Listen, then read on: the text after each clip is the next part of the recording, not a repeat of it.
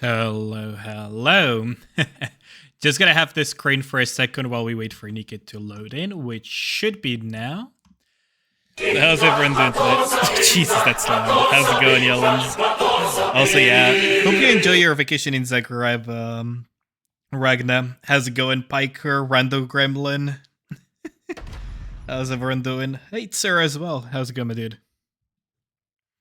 Gonna be pulling for maid Mast. So I have a bit of a confession to make. I accidentally pulled yesterday after reset. I meant to be mostly using my blue tickets to cope with some pulls yesterday, which I did. And I accidentally did a 10 pull here, which got me Mast. So yeah, I already have her, but I can do some viewer pulls as well. I'm not mad about it though. I'm not mad about it, but yeah, kind of an accident there. Relaxing after work, nice. Everyone got her in one multi. I wouldn't say everyone, but yeah. Quite a few people got her easily, which is better because we have the Eva collab and there's also Anchor coming and there's like a lot of things. Streamer luck. Time to stare at the Gamba? Wait, what? For what?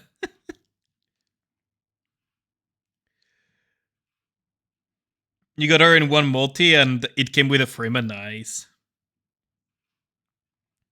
Like, personally, I wanted to just use some of my blue tickets to try to get a little bit closer to the free Alice. Dedge. Yeah, that's a big rip, honestly. Now, the thing is, personally, I'm not super convinced by their kits.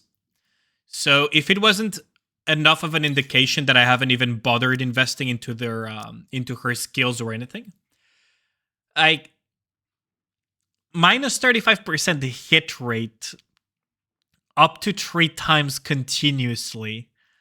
Like, yes, let's just enjoy heavy metal. Like, it's gonna be consistently at 2 stacks at the very least. Now, the hit rate goes down with each level by like 1%, so you can remove a good amount, but it's still gonna be like fucking permanently like 50%. So it's gonna be fun to be under heavy metal debuff permanently with her.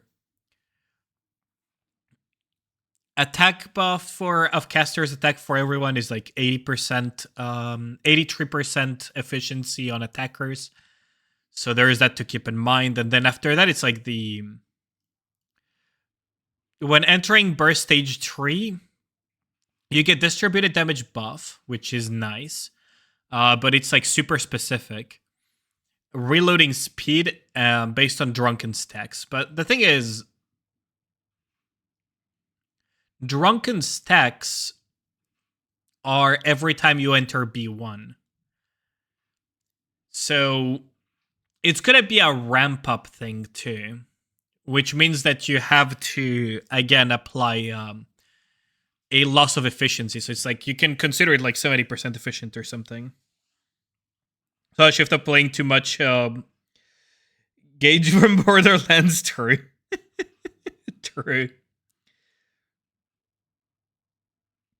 It's not that she's not the damage dealer, Piker. It's more like, okay, here's a thing that a bunch of theory crafters really kind of missed on. So you get your number of max stack. Let's just get the max numbers real quick, just as a frame of reference, right? The teams that she's going to be in won't even rotate as quickly as I'm going to say, but let's imagine you're somehow in a hyper fast rotating team, right? So it's 15% times the number of drunken stacks, right? So this is going to be 45% distributed damage, but because it's a stackable buff and you only get that 45% after your third burst rotation, that's at least 30 seconds plus, let's imagine you somehow rotate in 2 seconds, even though this comp should absolutely not. You're gonna be rotating within like 36 seconds ish, like somewhere like that. You're gonna be able to reach full efficiency. So Um, minus 36. Get 144. So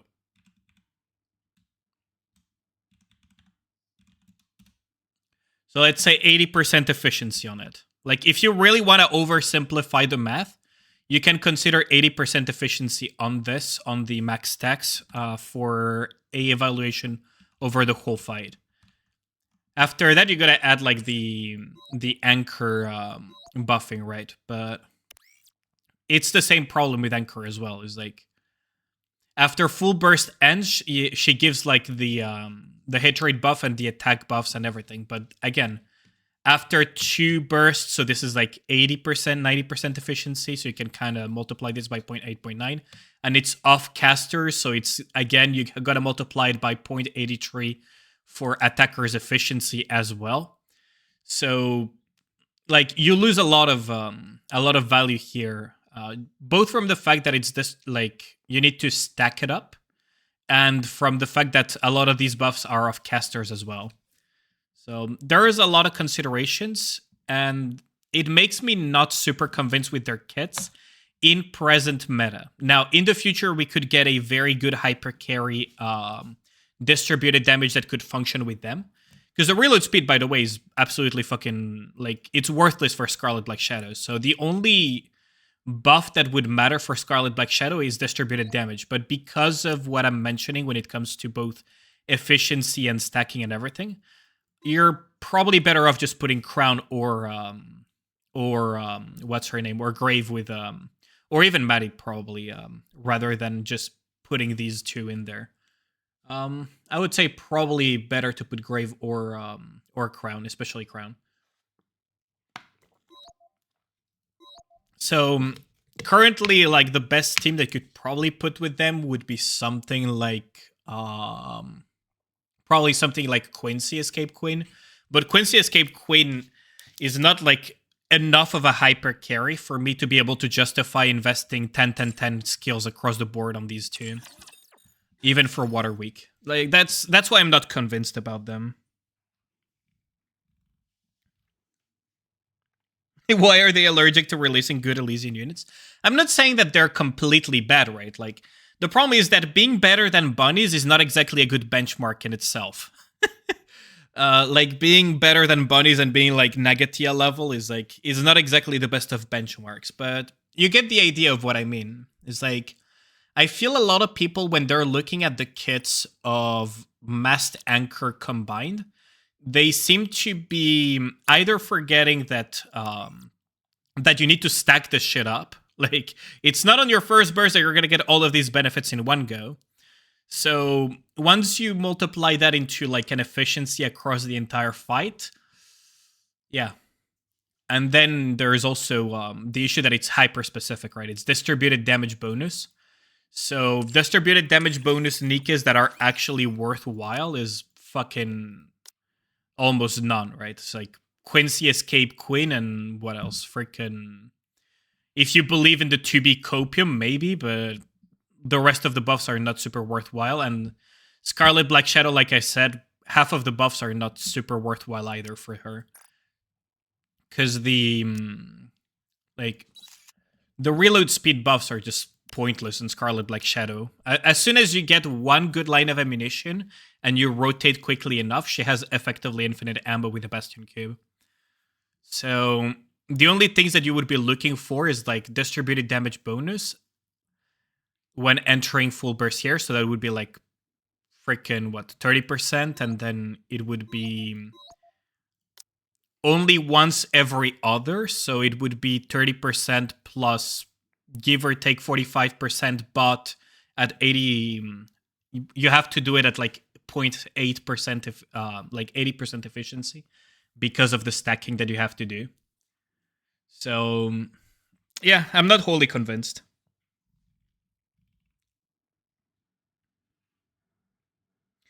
It's caster's attack. When I say 83% efficiency, is because when you look at the average attack of an attacker Nikke versus the average base attack of a supporter Nikke, on average, supporter Nikes have basically 17% less attack on average. Like that's why I'm saying that it's like it's like 83% efficiency. The easiest way to explain this would be with my spreadsheet, right? Let me just put it here. So here are like some standard like values that I use for theory crafting in general. And once you do the ratios of like supporter Nikes versus attacker Nikes, you get this 83% efficiency. Now, caster to like, if the caster is a defender, it's even worse. This is assuming that the buff is from a supporter towards an attacker, right? And that's where the 83% efficiency comes from. That's where that idea comes from. But like, yeah, I'm not wholly convinced. And the thing is, I don't personally feel Quincy is like strong enough to justify such heavy investments, because you're not going to pair them with Scarlet Black Shadow, most likely. At least I don't believe you would. I could be wrong, but I don't believe you would pair them with Scarlet Black Shadow, genuinely. So the other option would be Quincy Escape Queen, and I don't feel Quincy Escape Queen is like strong enough to justify this. Like, I don't feel Quincy Escape Queen is strong enough to justify this. Now, if we get future Nikes that are like distributed damage and that are like hyper carries and that benefit a lot from reload speed, then you'll be able to get very good usage out of like this duo, right? But it's like very specific. Yeah, that's what I meant, Piker, is that stream volume is kind of low. Did Alien Rector Ingrid cooking a bad joke? Oh, sorry. Yeah, no, like, that's the thing right now, is that fucking Ingrid is just inting at this point with Elysian. The only good Elysian we've gotten in, like, a year is Rappy with overspec, right? Everything else is just bad. But that's kind of the idea between these two, right? At least from my perspective. It's like, to be able to get good efficiency out of Mast, you need Anchor. To get good efficiency out of Anchor, you kind of need Mast currently, because like there's not really much that would pair with her that would do really well otherwise. Because she's 40 seconds, so you need like a second, either a 20-second B2 or a 40-second B2. Now, there is a possibility of running Anchor off burst as a pure like reload speed battery. Like, she could just become a reload speed bitch that that does like some what's it called? Because S2 is off burst, by the way. So she could just be like a reload speed bitch, but the problem is that this is after the full burst ends.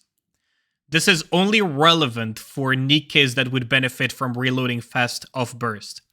And the only ones that genuinely would benefit from reloading fast off burst are not Scarlet Black Shadow, are not Alice, are not like anything. It's basically Ludmilla or those type of Nikes that do more damage over the duration.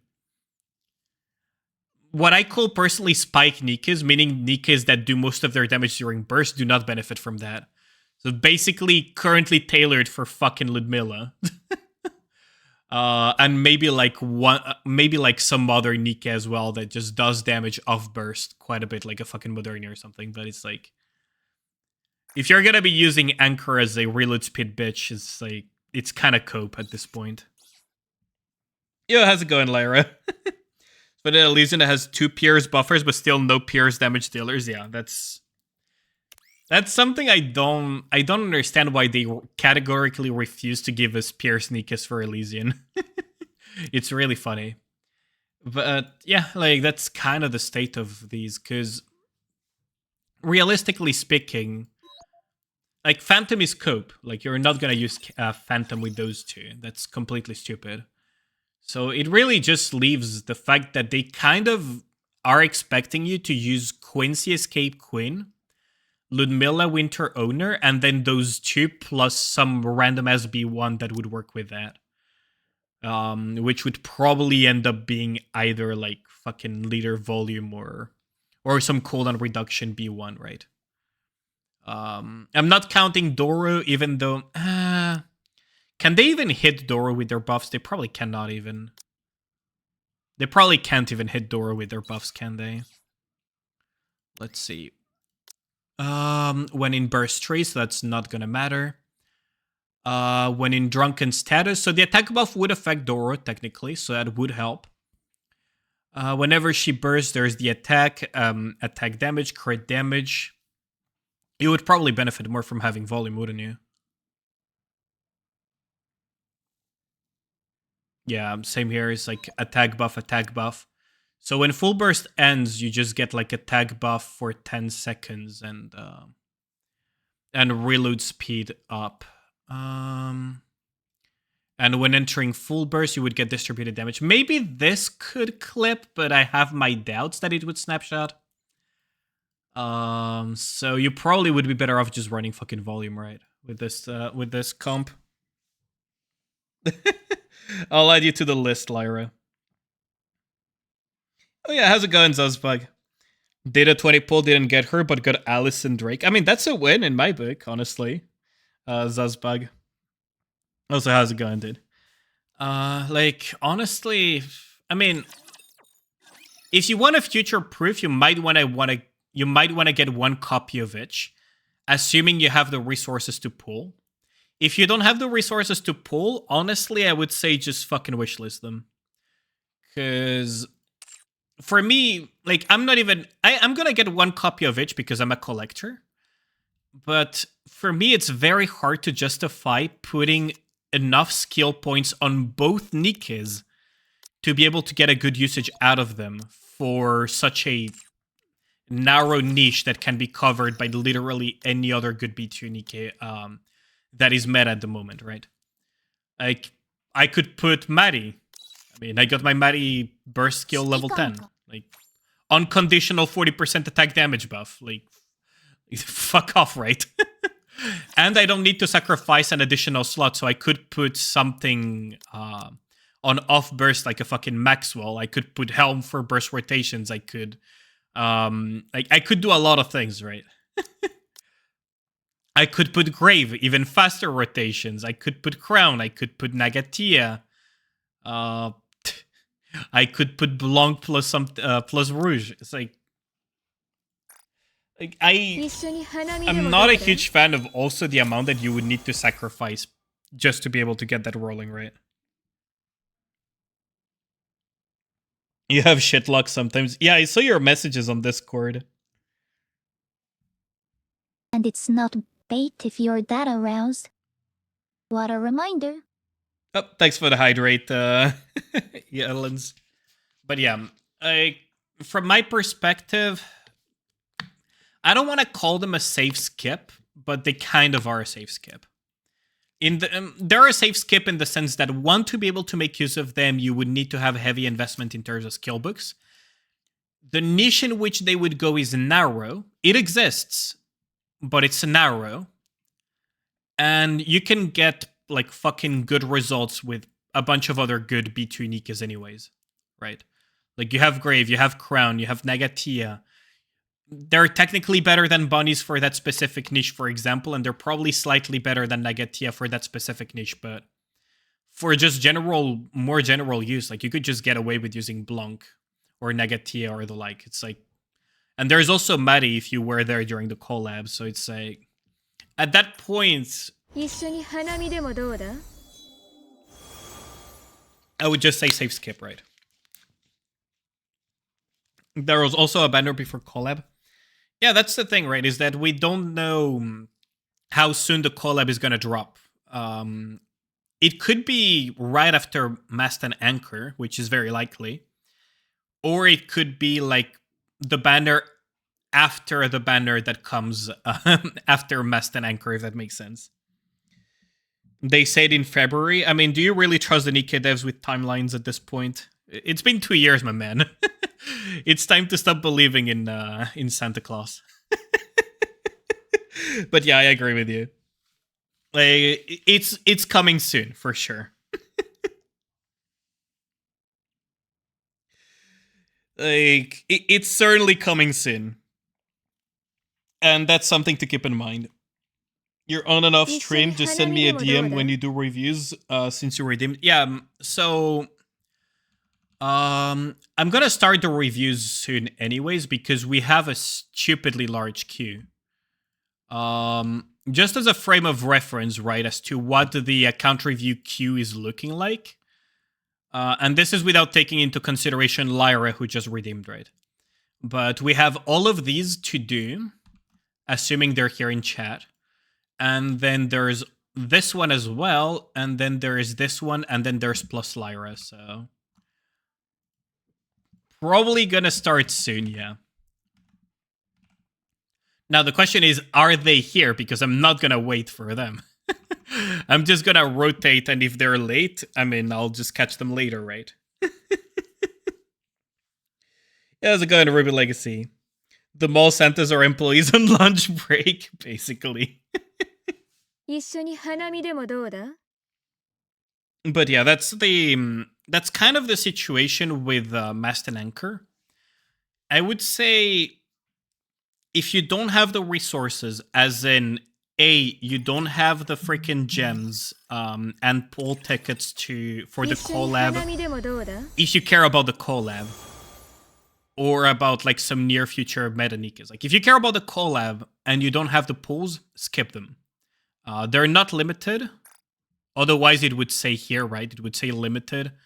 And generally, the only limited Nikas are collabs and seasonals. Seasonal is summer and winter, so that's already kind of determined.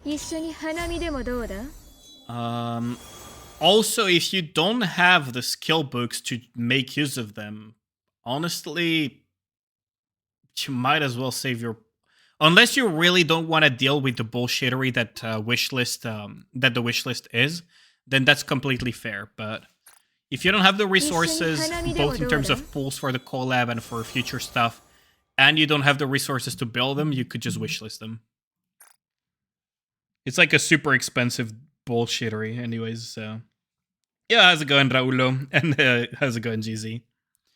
So yeah, that's kind of where I stand at when it comes to my personal recommendation for Mast and Anchor. Because that's like, I'm oversimplifying when I'm saying like 90% efficiency or 80% efficiency for their like anywhere between 80 and 90% efficiency for their distributed damage buffs. And on top of that, add the 83% efficiency on their own attack buffs that are of caster's attack. But that should give you a good idea of like effectively what they actually provide and what they actually bring to the table. A little bit oversimplified, but that should give you an idea. Biting the bullet and taking the wish list. I mean, that's a fair thing to do, because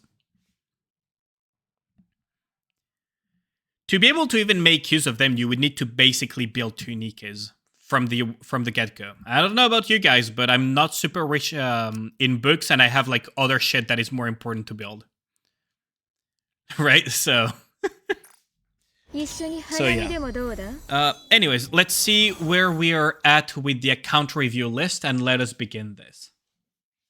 So, Raulo, if you are here, manifest yourself and please DM me your email so we can start doing your account review. I mean, my Rouge is built, so for me, that's not a problem. For me, what I would need to build is probably Christmas Maiden. Like, I would probably need to finish my Christmas Maiden a little bit more, so... I need the skill books to get her to her burst to level 10. I could get her S1 a little bit higher, but it's not like the highest of priorities. Like for me, for chapter 34, that would be it. Getting Maiden up, because my Rouge is already built. But yeah. Yo, Aya, how's it going? Did you see that lady cleared fruit? That's really nice, isn't it?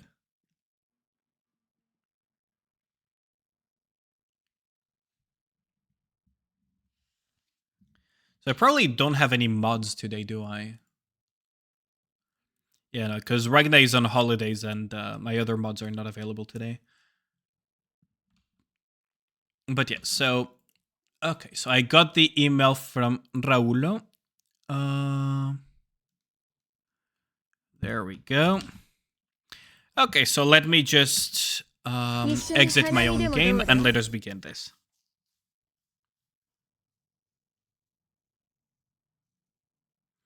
You got your best solo raid play 78. Oh, nice. Oh, congrats on that. Nice, nice. Yeah, I was not streaming my solo raid in that time period. Like, my past 3 solo raids, I have not streamed or recorded them, so... And the code has been sent. Be warned, my account is bricked. I mean, send me the code and also tell me what you want this account review for. Because, yeah, I need to know what you're actually expecting. You miss the old music? Oh, it's going to pop by soon. Like, it's still the same playlist. It's just you have a chance in like 824 songs.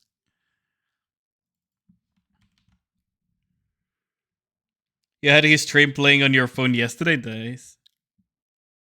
Super dumb question. Will Shift Up really scar the win meta with this collab? What do you mean by scar?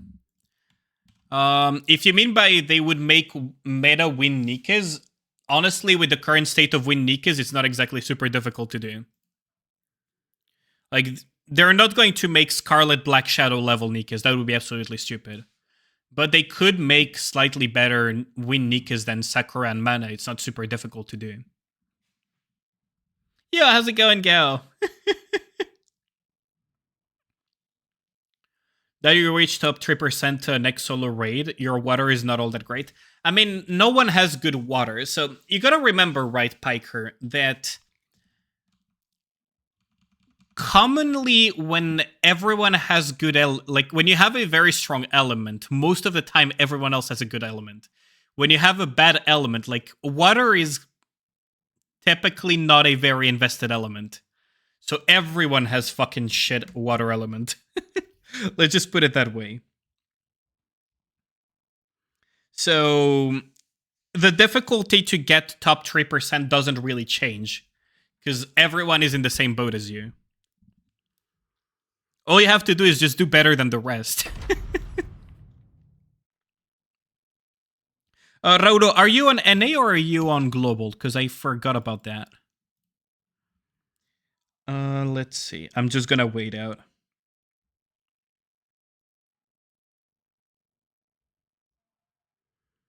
Can't be that bad. I mean, yeah, you haven't seen some of the accounts. Except for getting the wrong Mast on the banner, third OL slot backline crit damage on the OG Scarlet was the final nail in the coffin. Yikes. I feel you on that, Ribby. Oh my god.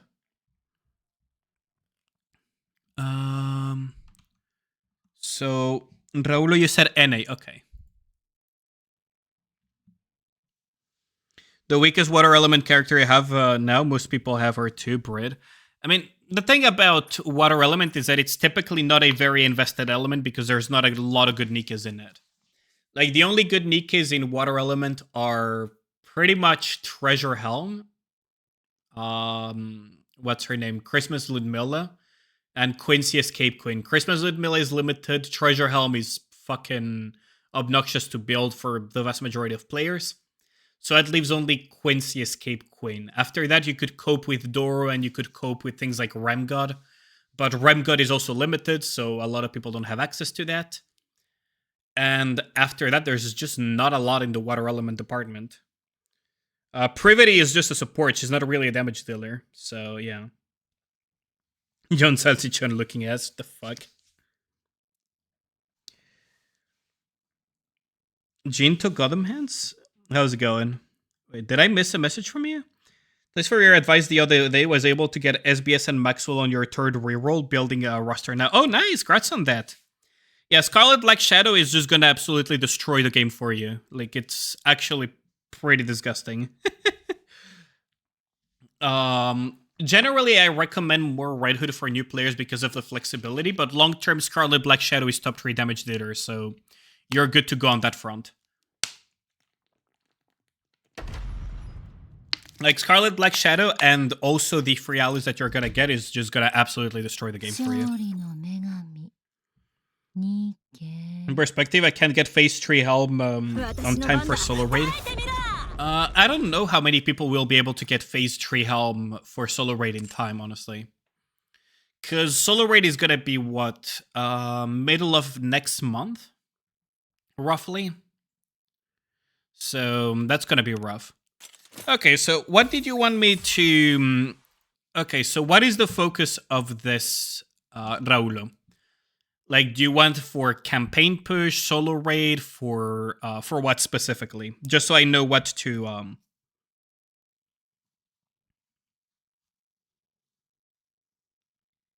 Oh yeah, enjoy the story, by the way. Like, don't skip the story, because the story is the best part of Nikke. Like, the story is the best part of Nikke. The second best part is probably, like, the music and stuff like that. And after that, to some extent... Like, the gameplay is also really good because I love the rail shooter aspect of it. But, yeah. I have my complaints about. Respect for ML being nihilist, or yeah, I'm trying to pretend I don't see this. But yeah. Will you do main campaign before the collab if both are at the same time? I'm not sure. I'm not sure. I probably will focus on campaign for sure. Yeah, the MLB of Nihilister is actually pretty sick. I've considered doing it, but I'm too competitive to not upgrade my cubes, so... So that's been on the back burner for a while. You send it in Discord. Okay, let's see. General, I want to know if my characters are up to standards for your account. Okay, so let me just get a rough look. So 462, that means that you started probably 3 months into the game. Did you start in Overzone, Raulo? No, maybe later than that, because 384 sank, that would be... That would be like, what, Red Ash, maybe? Did you start around Red Ash, Raulo? Just to have a frame of reference. Also, what the fuck is this music? Oh yeah, this is from Tomorrowland. I remember now. Lemao. Earlier, but you took a break. Okay, I mean, that makes sense. Let's see. So for 384 sync, considering that you started a little bit earlier than Red Ash, but you took a break, it's basically the equivalent of having played around that time. That does make me wonder what type of limited Nikes you missed. So, I see you have Christmas Ludmilla and Christmas Maiden. Let's see, so you did get the important summer Nikes. I don't really count Summer Sakura and Summer Rosanna as important Nikes, to be honest, but yeah, but you do have them, okay. And you do have the collab as well, so you didn't miss much there. Check your server number? I mean, sure. Because you could be a... oh yeah, so you're basically a day one player, but you probably took a multi-month break then. This is like more than a multi-month break. That's like fucking, what, 4 months break? Yeah, server number 96, that's a day one player, basically. Okay. Asuka gacha skin? Wait, was that the gacha skin? I didn't buy any of the skins for Evangelion collab because I didn't care, but... Oh yeah, that is the gacha skin. That is indeed the gacha skin for Asuka. Yeah, looking at your sync, and now knowing that you're a day one player, I know for a fact that you took at least like a 4-month break, so... Because your synchro is 100 sync levels below what it should be at. Just straight up. You would be 100 sync levels above this if you had never took a break. Level 1 Asuka, yeah, that's kind of a mistake. You should definitely put Asuka at the very least in your synchro device. Asuka should be in your synchro device. Now, you could make a case for Snow to be in the synchro device once you start investing into her. For Iron Week campaign push, if you care about that. But otherwise, definitely put Asuka in there. She's very, very useful for Fire Week campaign push. You have Remgod as well. That's really funny. Let's see. So things that should go into the synchro device for sure. For sure, Asuka should go into synchro. The other ones, it's kind of like you could make a case for some of them, but they're not like super mandatory for the synchro device. Starting to feel the crunch for credits, yeah. Like, you will feel a crunch for credits. You will eventually feel a crunch for also the USBs, by the way. Like, the higher synchro you go, at some point, USBs are also going to be an issue. It's really funny to look at it. Your synchro looks weak, it lacks hatred. You took a 3-day break. Oh my goodness. Okay, so let's start looking. So, you want me to see where your Nikas should stand at considering the level of your account? Oh, we can have a quick look, right? So 10, 10, 10 Red Hood, that's fine. That's what you would expect. Now, considering the level of your account, I wouldn't fault you too much for not having Quad Elemental on key Nikas. So I'm not going to fault you too much for that, but it should be a long-term goal for you to get Quad Elemental on key damage dealer Nikas like Red Hood or like Scarlet Black Shadow, for example. So there is one Elemental line here. You don't have Elemental here. Like, long-term, it should be a goal for you to get Quad Elemental, or at least Quad of the best line, or even better, like very much longer term, especially now that Anomaly Interception is a thing. Once you're like passing 400 and you can start getting more consistently stage level 7, you should start aiming to eventually get 2 good lines on key damage dealer Nikas like Scarlet Black Shadow, Red Hood, or even like Alice and the like. Took a break during Chainsaw event and came back during these event. I see. Yeah, that lines up roughly with what I'm looking at in terms of sync level. Your Alice does have one line of charge speed here. This is a super, like, this you should just reset attributes here, because this is a very low charge speed line, and this is an incredibly low max ammo capacity line. So this is definitely a reset attribute angle. Ammo, charge speed, again, I mean, this is kind of manageable. I could do a calculation for breakpoints, so that's 3 lines of ammo. That's too much charge speed, actually. What the fuck?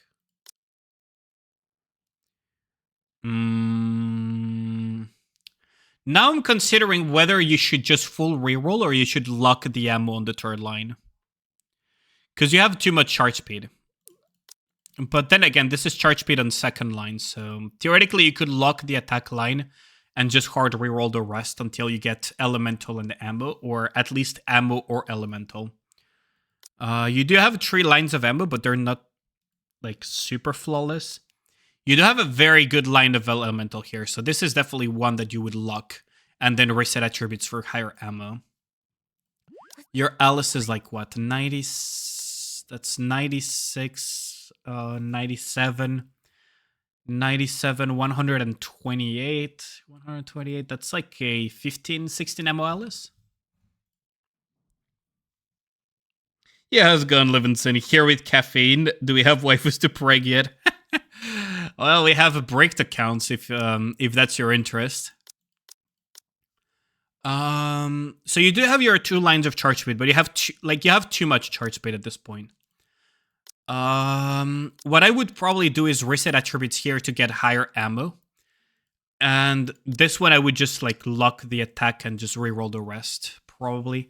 You could technically sacrifice the attack and hope that you get better lines, but Honestly, that's a blue line of attack. Those are pretty fucking rare. Too bad I haven't finished my script that calculates the odds dynamically. But you could definitely do with slightly higher like ammo here. And you could even get like luck here and just reset attributes to get like higher ammo or something. But this Alice is workable for now. Do not level up your S2 any further though. Break time already. So do not skill up the S2 any further because this is already too much investment. So S1 level 10, that's good. That's almost the minimum investment for Alice. As weird as that sounds, it's basically the minimum investment for Alice.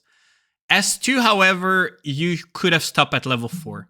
Because this only gives her leech, and that's only when you fuck up and take damage, so which shouldn't happen with Alice. Burst skill level 10 is good. Dull phase 5. I would assume that you're maybe going for treasures. I'm going to assume that you're going for treasures or something. Yeah, so you are going more for treasures, which is understandable. Okay, so let's continue with this.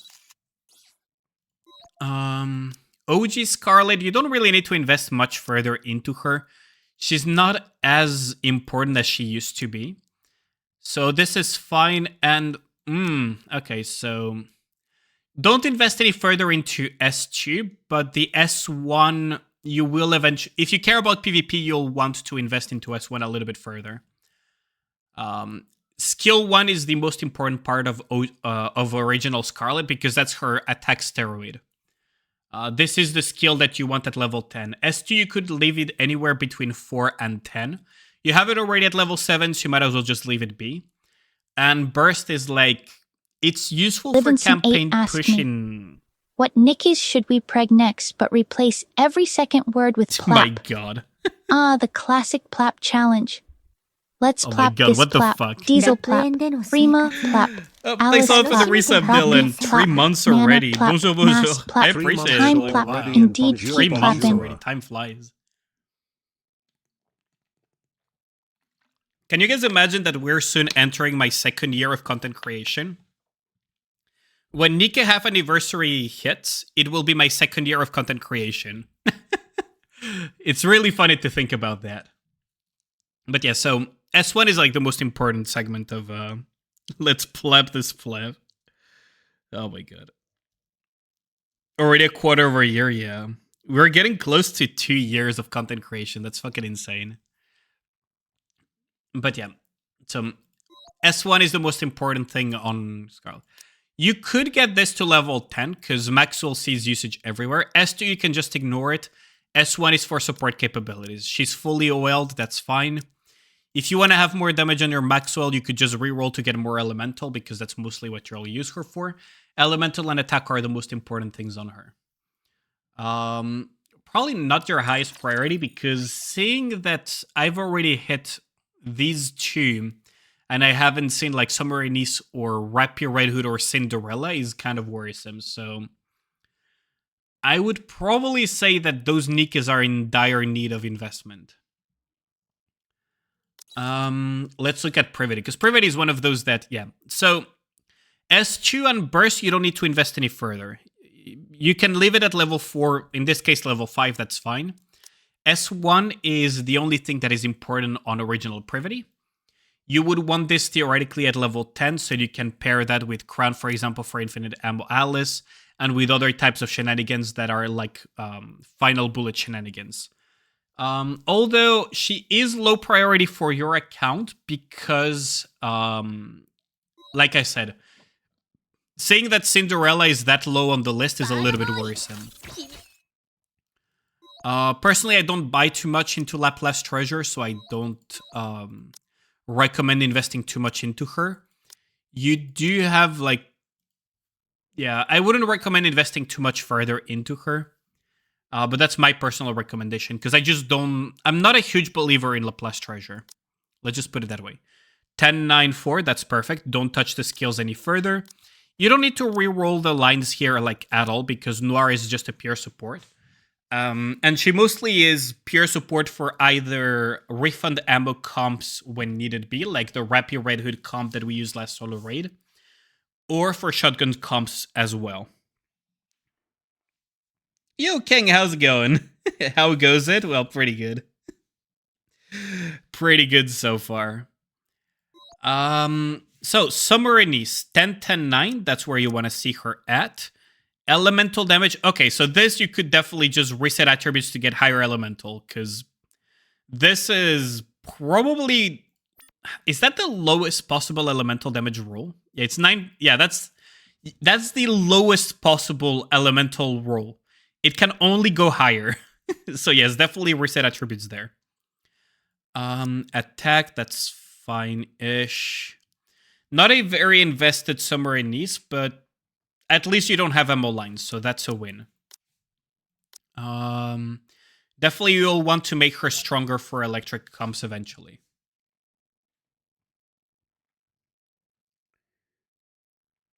You'd roll for line 3? I personally disagree, because you already have a elemental on line 2. You could just reset attribute and... yeah, you could make the argument for it, actually. I personally tend to just grab line 2. When it's like line 2, I tend to just grab it. Because it's such a pain in the neck to reset every single time in hopes of a line 3, if you look at the odds of that. Yo, Fried Pancakes, how's it going? Finally run through all of your 1.7k core dust boxes. Jesus, that's a lot. How many levels did that give you? Also, it's been a while. But yeah, you could go either way. I personally would reset attribute just to get something higher, lock it, and then reroll the rest.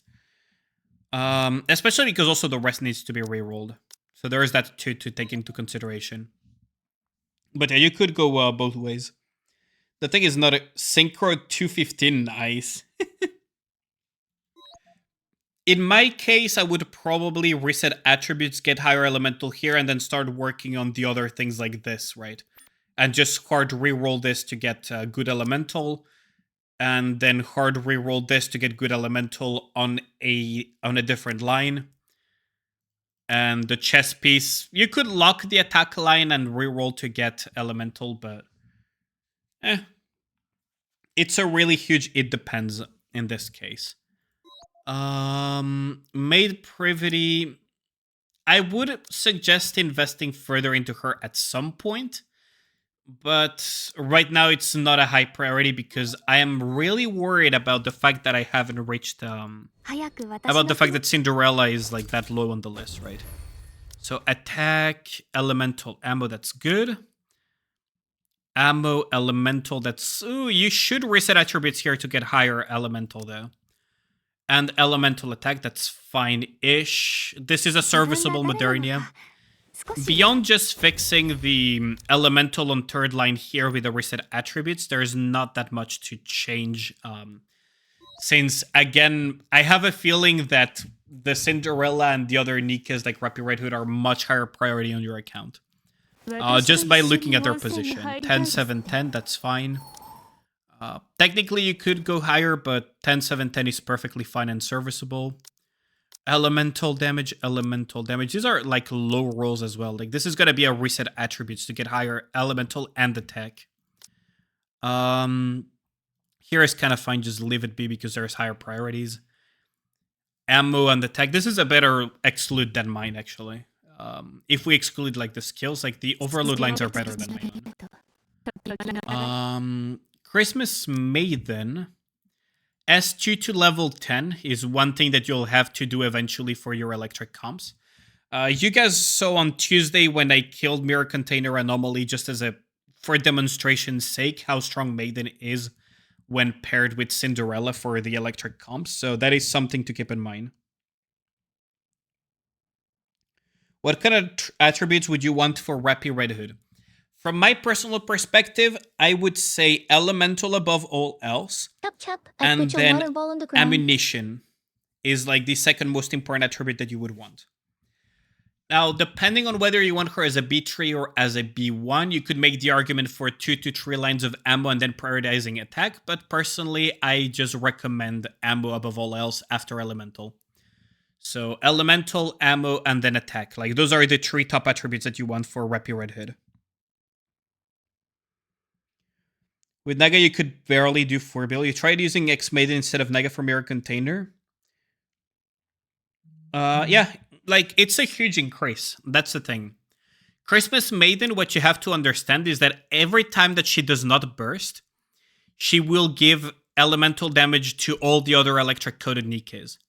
And Cinderella benefits hugely from elemental damage bonus. So she becomes a huge enabler for Cinderella, basically. On top of the fact that the damage of her burst is like nothing to scoff at, by the way. Okay, so Bunny Soda. Fun fact, personally, my stopping point on skill 1 is level 7, because after that you don't care anymore due to the coin stack. Like at level 7 is where the coins the coin chips things becomes 50 or something like that. And it caps out at that. S2 and burst skill can go all the way to level 10 though. On her, you want elemental, attack, and ammo. But this is fine. Like, I'm just really concerned about... Drake, I would assume that it's in preparation of treasure, but I wouldn't suggest investing until you get her treasure. How are we not hitting... Now, Chibi, you could make the case for Fire Week when in the Cinderella comp, but personally, I wouldn't invest too much into this because we're finally on Cinderella. So she is 10, 10, 10. But why is she so low? Attack Elemental. Attack. Okay, so this Elemental line, you could definitely go higher. You could reset attributes here.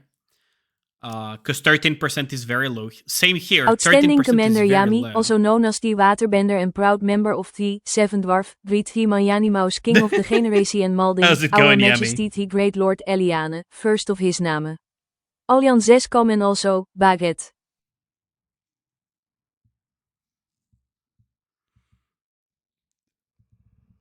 Well, you could kind of ignore them. That's the thing, Piker. It really depends on which version you're fighting. So this is a full reroll.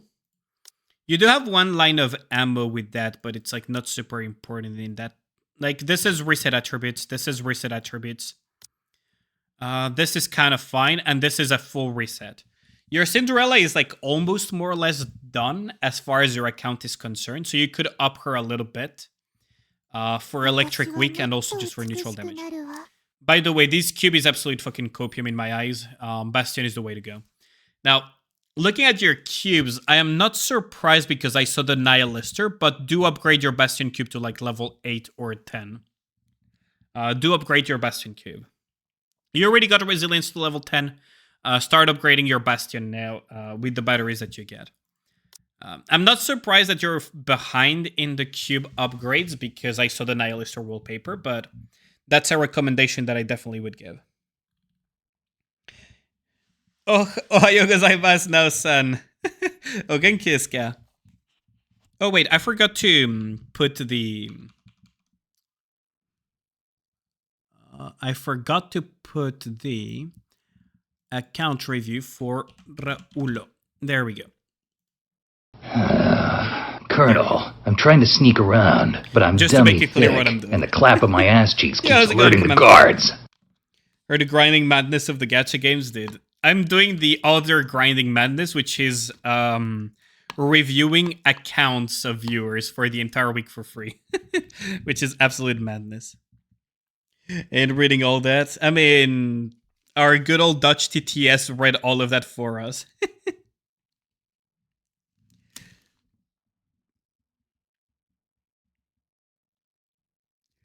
That freaking Yami, man.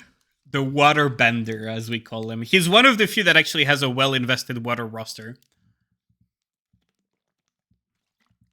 Remember how I was saying that normally most people don't have an invested water roster? Yami is the exception. Yo, how's it going? Also, Lenny, my dude. Oh, let me shout you out, homie.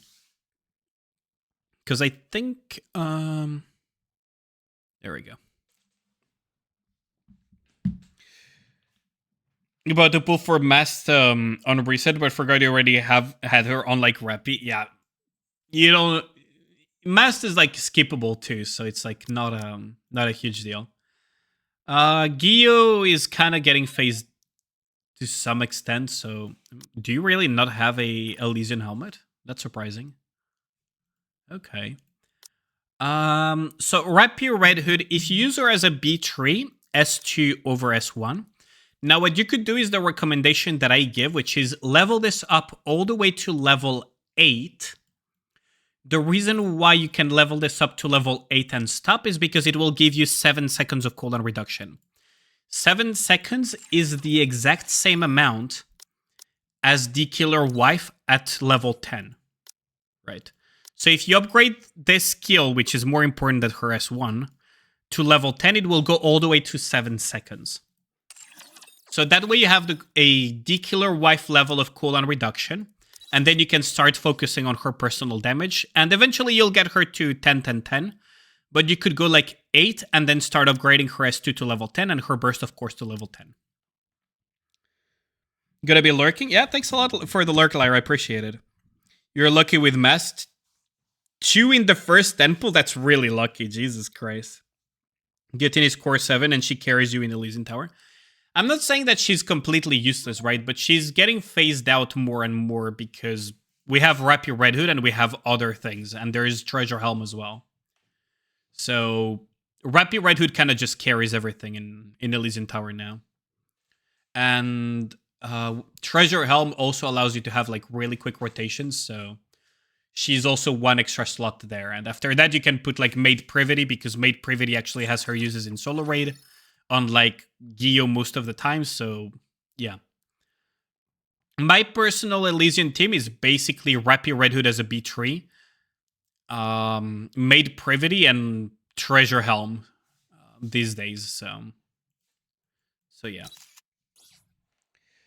Arcredo, how's it going? Is Rapier Red Hood better as a B1 or as a B3? It depends. So, it's very context dependent. As a burst trait, she's an amazing fire damage dealer. So for example, previous solo raid, I use her as a damage dealer as a burst trait because her damage is nothing to scoff at. But if you're trying to build something for, say, Anomaly Interception, you're going to use her as a burst 1. The reason for that is that you're building a singular strong team, so you can have her as a burst 1 to have very quick rotations, while also having, the other carry damage dealers on the burst trait slot. For Elysian Tower, we don't have good carry damage dealers on the burst trait slot. So I personally defaulted for burst trait. It really is a case-by-case basis on what you need. And that's what's amazing about Rapier Red Hood.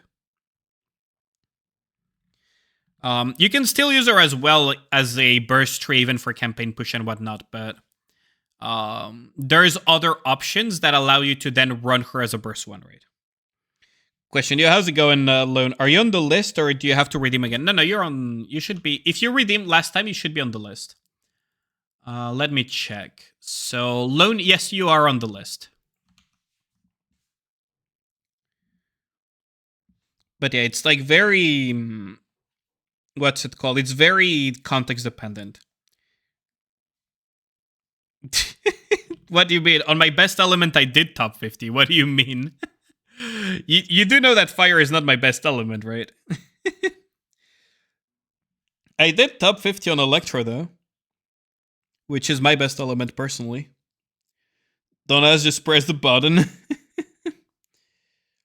My day's been going well. I've been having some headaches, but overall, it's been a pretty good day. So, let's continue. So, Rapier Red Hood. Personal recommendation, you can really just go like level 8. That way you have the 7-second cooldown. And then after that, you can just build S2, which is her personal damage, and burst kill to level 10. And long term, of course, get her S1 to level 10, because it's also her attack steroid as a B3, right?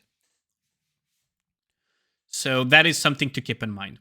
Also, give her a motherfucking doll. Once you level this doll to like level 15, change it to a SR doll. Yeah, an SR doll, and it's worth it on rapid. Like her damage is just pretty good, anyways. I wouldn't invest too much stock into A2. She had her usage last solo raid because of the very specific circumstances, but overall, she doesn't see much usage in general. Like, her usage is incredibly niche most of the time. Hope your headache goes away. Thanks. I already took two ibuprofen, so I'll be fine, I think. Oh, thanks a lot for the follow, much appreciated. Thank you, Saideka-chan.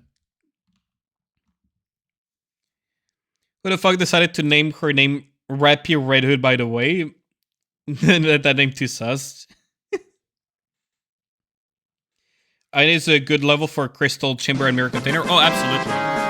I'm going to probably make a Crystal Chamber guide as well for my YouTube channel.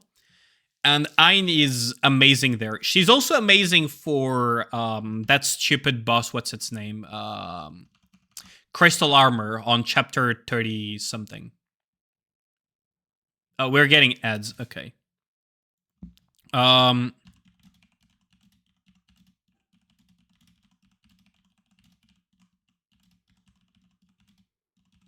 There we go. Just gonna chit chat with you guys while we wait for the ads to go out. So another place where Ayn is like super useful, right, is when you go into things like Crystal Armor, right? I hate these ads so much. What the fuck what the fuck is this? Like, what the fuck are these ads, man? They're so dog shit. Okay, there we go. Okay. So, Crystal Armor, I ran Cinderella.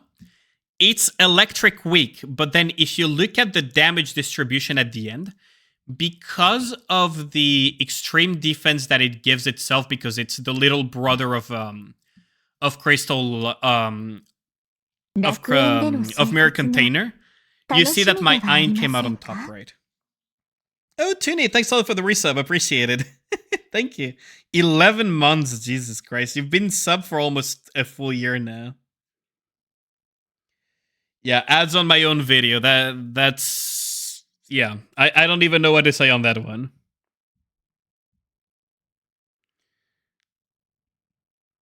Boris playing YouTube ads during his stream ads. I fucking hate French ads, man. They're so cringe.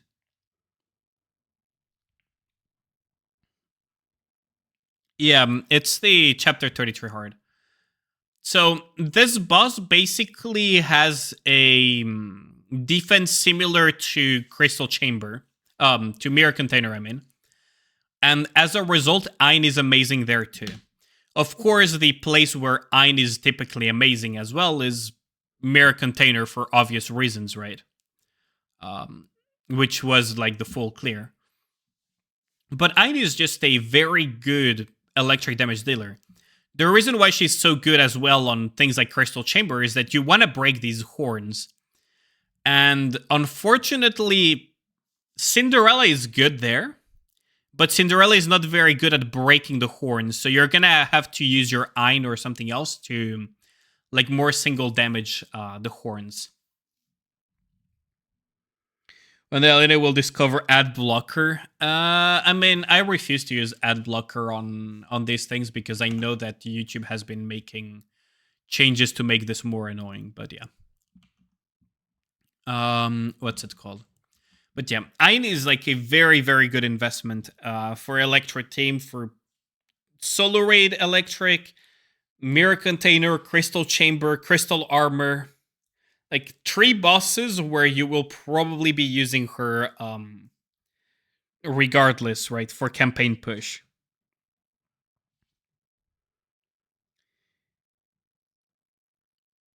Is the free account review for this week or next week? It's this week, actually, and this week only.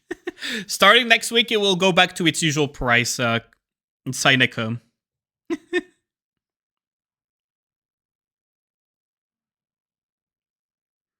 Just mean you are using a good one. Screw YouTube. I mean, honestly, if you guys decide to use ad blockers for my Twitch or for my YouTube, I don't mind at all. Like, I fucking hate ads too, so I understand why you guys would do that. But yeah. So the free account reviews, I'll be doing like as many account reviews as I can during this entire week. So today is going to be 4 hours of that. And on Saturday, it's going to be another 4 hours of that. And hopefully I'll have done all of the account reviews by then. But, you know, we'll see. But I need ad blocker for Mr. Streamer when I have the cool icon next to my username. True that. True. But yeah. Okay, so now that we're out of the ads and we can go back to the account review. I don't know if Saineko, you heard me, but the free account reviews are for this week. I will be doing 4 hours of that this stream and 4 hours on Saturday as well. And I might extend some of it on Monday if there is like a few remaining, but we'll just have to see. Hopefully I'll just be done with all of them before the end of this week. Is it co-op day to day? I'm not sure, actually. I'll have to check. Okay, so I'm definitely 10-10-10 worthy. Now, you need to increase S2 over S1 for her personal damage, and of course, burst skill to level 10. Incredibly useful for Mirror Container, Crystal Chamber, Crystal Armor. Definitely a worthwhile investment in the future for electric comps, especially because you have Summer Anise. You have Summer Anise, you have Cinderella. You probably have Rouge somewhere in here. Looking at your account, I wouldn't be surprised if I see a Rouge. Yeah, there's your Rouge. So you have the electric team. Like, you're already set to go for those bosses. There's like a lot of electric weak shit that you have to deal with, so definitely a worthwhile investment. And she's also useful in campaign push, by the way. So because it's AoE and does quite a bit of fucking damage, you can use her for campaign push and for tower push for electric weak stages. Very, very useful Nikki overall. Your prime is elsewhere. Where are you in the list? So we have a long list. Why is main mod not subbed? That's just Ragnar. Pretty unlucky with Arena. The server have high level whales. I mean, Arena, I'm not like the best person to ask for PvP, but ooh, you definitely do want to increase your Quincy eventually. I mean, I won't fault you, but also, how the fuck is... Oh yeah, because your Asuka is not in... Okay, so you will want to add Asuka to the synchro device, Raulo, because once you start reaching some of the latest chapters on hard mode, they're fire weak, and Asuka is really helpful there. Now, you do want to get her burst to level 10. You do want to get the S2 technically to level 10 as well. Personally, I value S2 over S1 just because the elemental damage and the buffing for the rest of the team. But definitely she's 10-10-10 worthy, and absolutely you will want to add her to the synchro. Now, what stats do you want? You want elemental and ammunition primarily. The reason why you want ammunition primarily is because she has only 20 bullets in her mag as a baseline. And she shoots 12 per second. So, yeah, you don't want her to keep reloading all the time.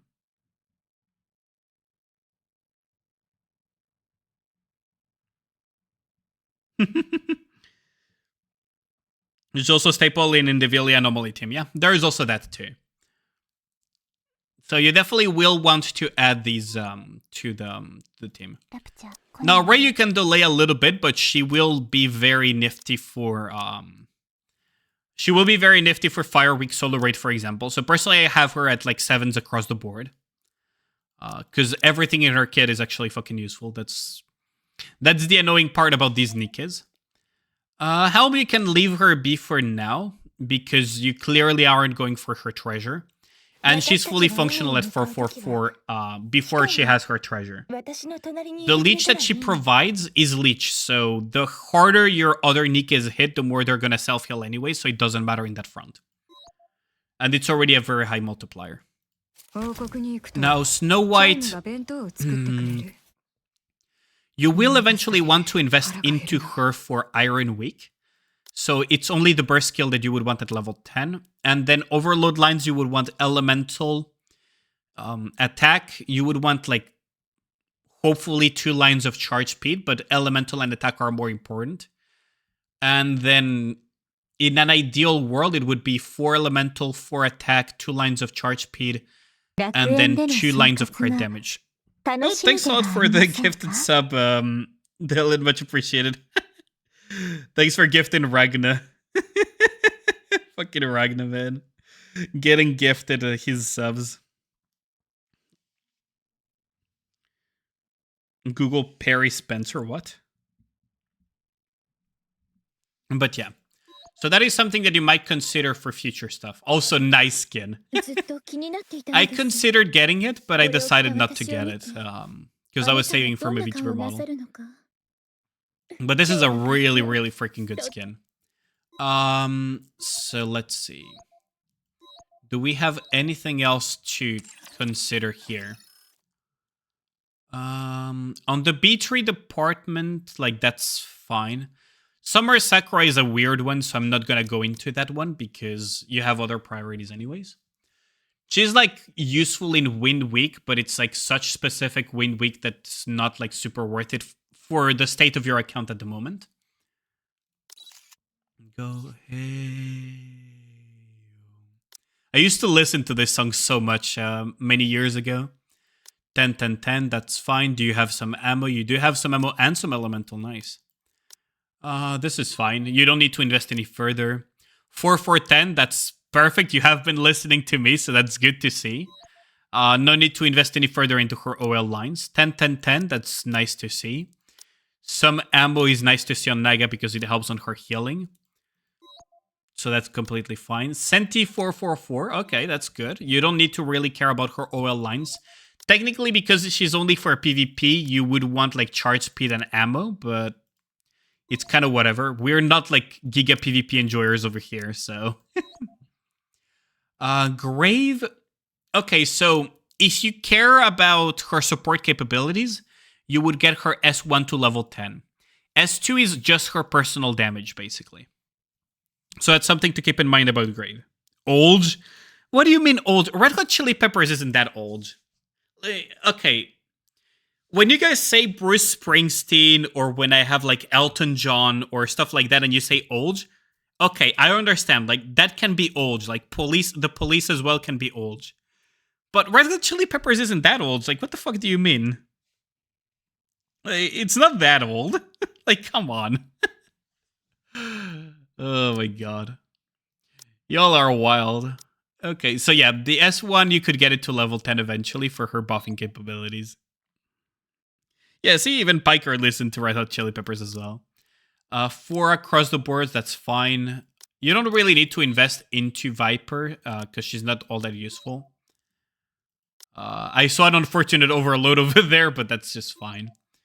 So, Helm, the only skill that is useful for Summer Helm is her S2.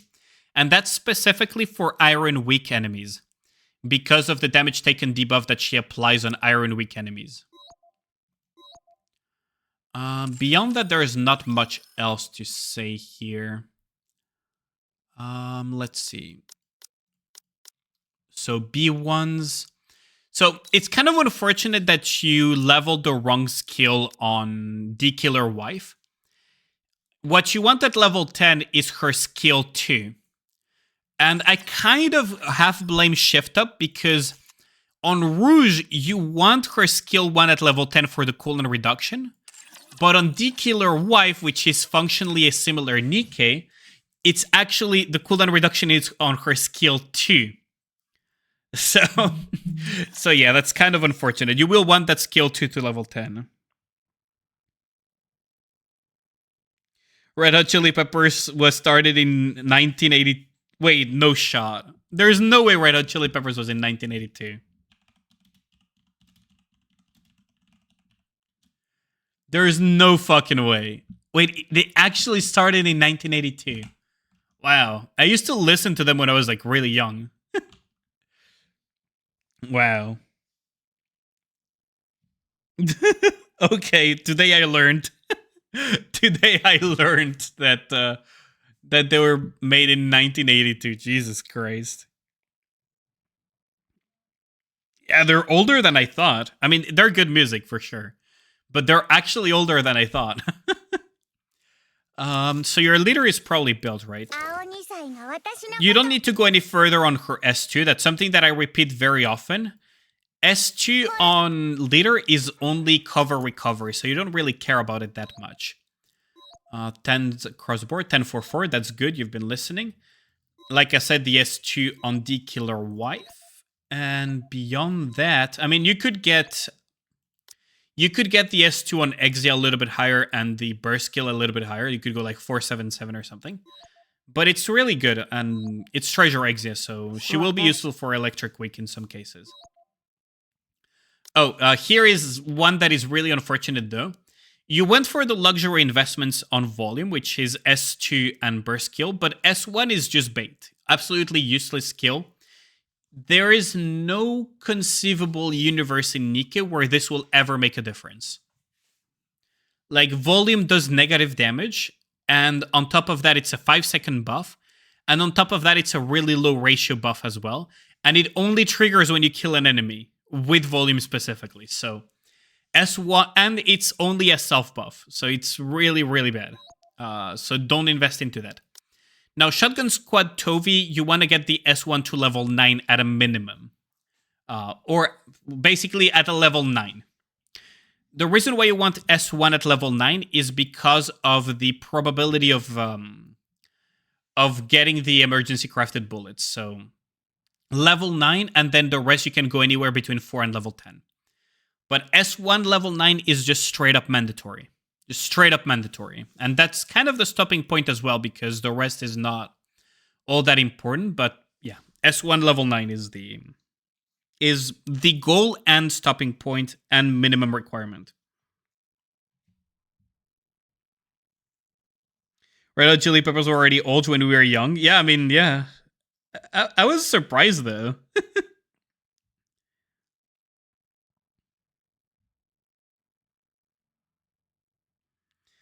You want it to be level 9 so you can still be disappointed when the buff drops, basically.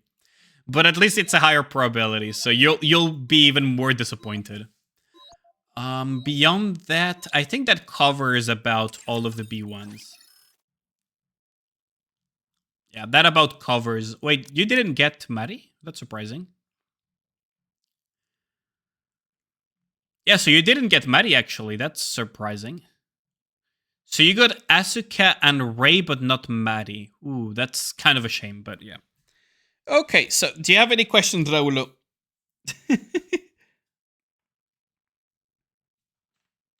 They're always older than you think, dude. Like, I didn't think they were, like, as old as, like, the police or something.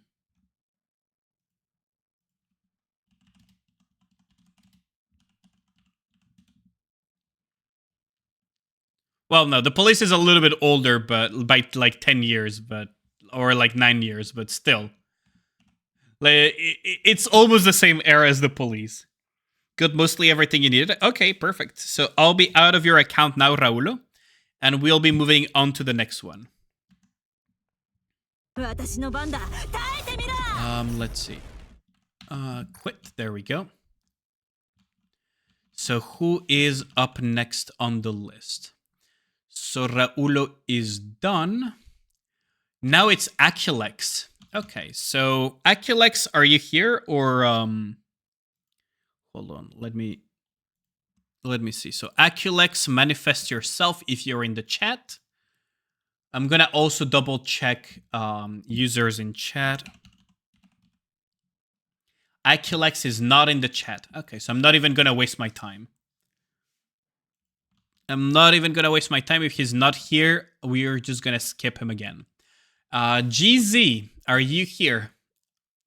Hi in Aquilex.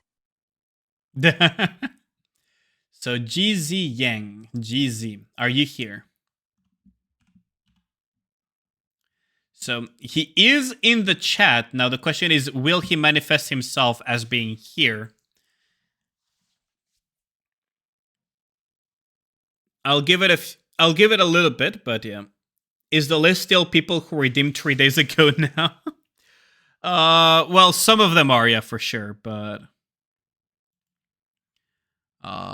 yeah, the list is like pretty much chock full of people that redeemed 2 days ago.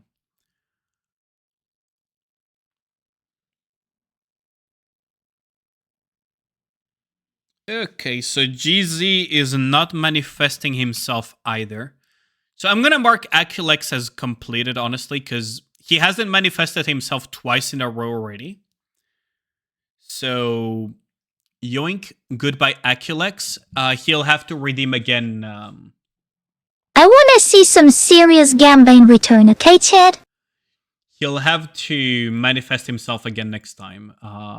Because this is like the second time that we have to skip him. Okay. Oh, so how's it going, Noir? Jesus, that's loud. So GZ, DM me your email since you're manifesting yourself. DM me your email, server, and what focus for the account review. Yeah, how's it going, Flamingo Game? Did you see the picture of my kitty? So GZ Yang. Kill me.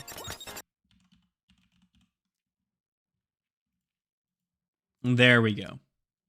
Just pull her V6 easy. You forgive the NTR incident. Oh my god. We don't talk about the girls' frontline NTR.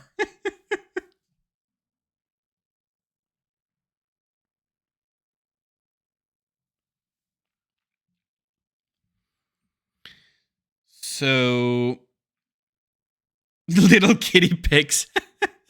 Oh, that was me taking a jab at the fact that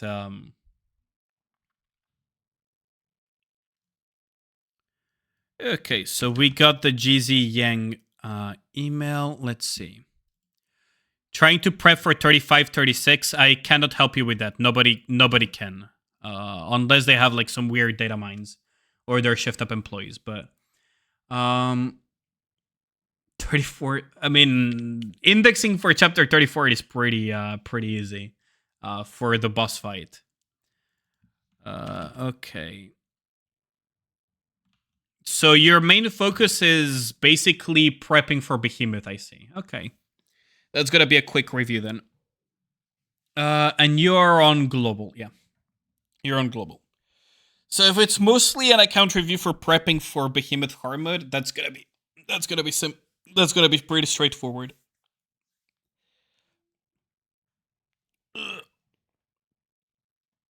Take a jab for these clips and submits it to Sound Gacha easy. Yep. That's what ends up happening most of the time. Okay, so GZ account review is for Behemoth hard mode.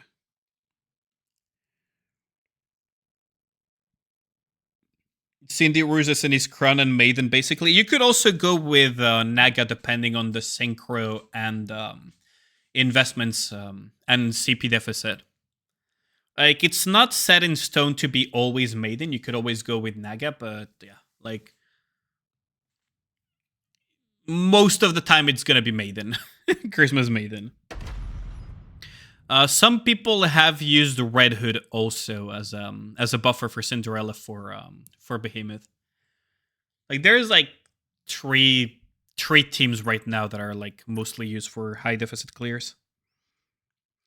Naga is not worse than Naga is worse than Maiden if you lack the damage, but if you have like the damage, like let's say you have a max core Cinderella, what Naga allows you to do is to fight certain levels of deficits where the red lightning would just kill you in like a couple of ticks. And in some cases, it also allows you to just straight up out-sustain the red lightning without killing it, the circles and just focusing the boss. Like there are some record clears that use Nega over Maiden. I've seen a couple of them. Like some really impressive clears that use Nega instead of Maiden. Maiden does have the advantage that you can rotate really fast because you can burst gen on the breakable environment and stuff as well. And she also increases the damage overall, so. Would like your account review to be on good units for stationary security service and integrated strategies 5. Good luck with that. Okay, so let's see.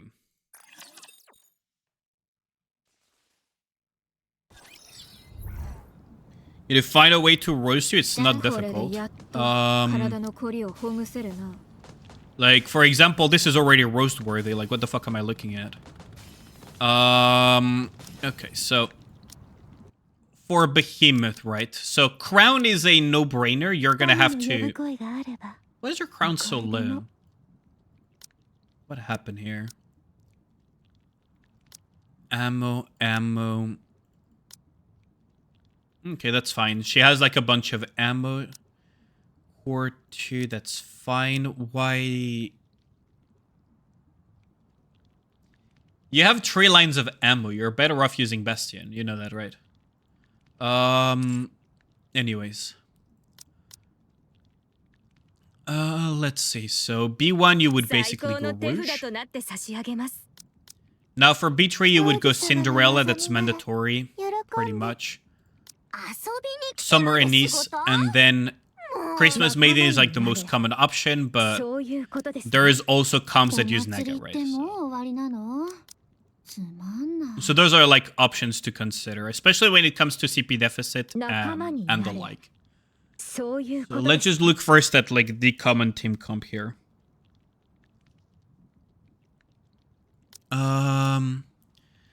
Okay, so let's see. So you have elemental, ammo, and attack. That's perfect. You don't need to change that one. That's 2 black lines of elemental with 1 line of attack. Elemental. Ooh, that's unfortunate.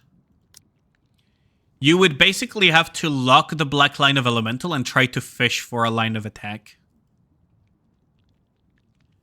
Because that's 3 black lines of elemental. That's really fucking lucky. That's really, really lucky. And then here you would need like another... But you only have basically 1.5 lines of attack. Almost 2 lines of attack, but... Yeah, that's gonna penalize you a little bit when it comes to dealing damage. Although you do have like 3 black lines of elemental, which is really, really lucky. So you would have to basically lock this and reroll the rest for attack.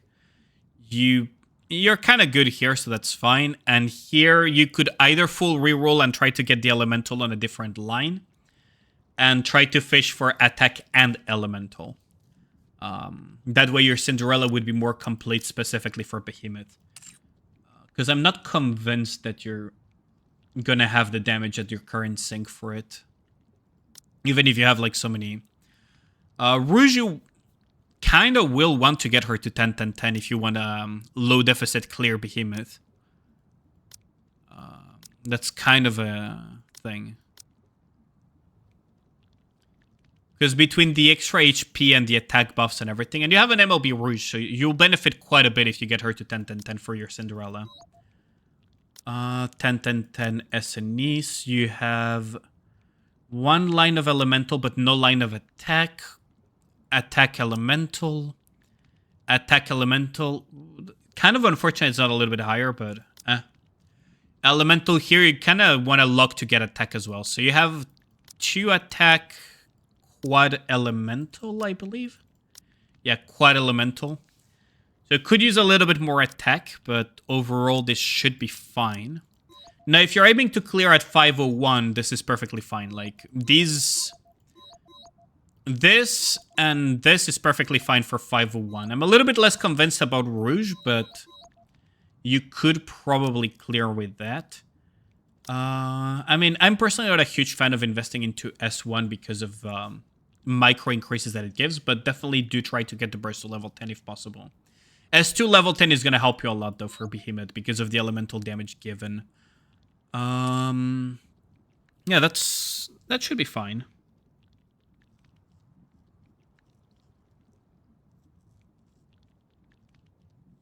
Yeah. It's not so much the power as much as it is that one he needs to definitely needs to skill up, because that HP is gonna make a huge difference for surviving. It's the HP and like defense values, but yeah. Definitely Rouge lacks investments, and definitely gonna need to get. Question is, who will get the burst 10 skill first, Rouge or X Maiden? Probably Rouge. Just because of the extra max HP, and basically it kind of provides healing as well, that's the thing. So because it's increase of caster's max HP with healing in this case. Definitely, I would say Rouge because the increase is better on your Cinderella. Your Christmas Maiden is just juicing up your... like, Christmas Maiden is going to do damage by the end with her Diamond Dust, but it's going to be at the very tail end. She's already juicing up your Cinderella, so you want to juice up your Cinderella even more by increasing True Rouge.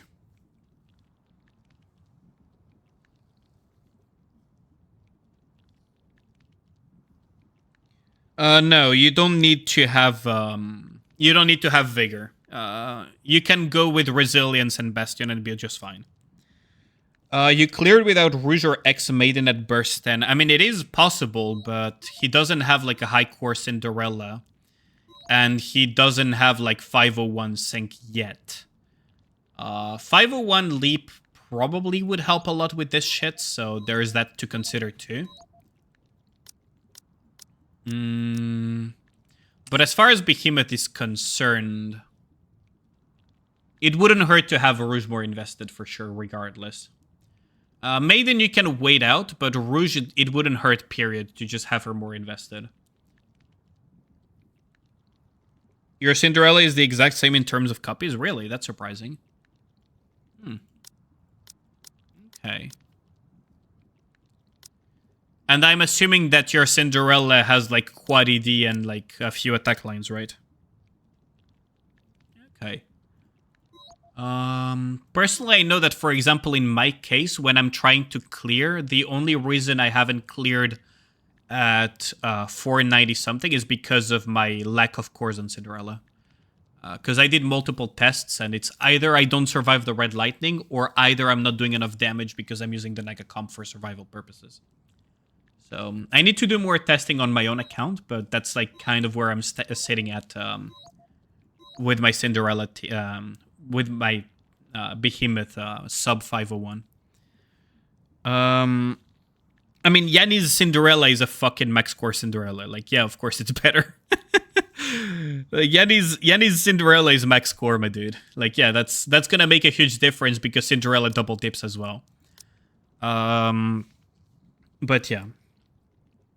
If you're aiming for a 501 clear, this should be fine, probably. I need to check the OLs on Maiden, though. That's Elemental, and Ammo, Elemental, and Ammo. Kind of a shame you don't have attack lines, but you do have Quad Elemental. You could go a little bit higher on these, like, for example, like these Elemental lines, but it should be manageable. And 110% Elemental and 50% attack. Wait, really? Are those the stats of Yanni's Cinderella? I'll have to ask him about it. But yeah, I do remember that his Cinderella is like max core or something stupid like that, so... but yeah, let me just give you an example, right?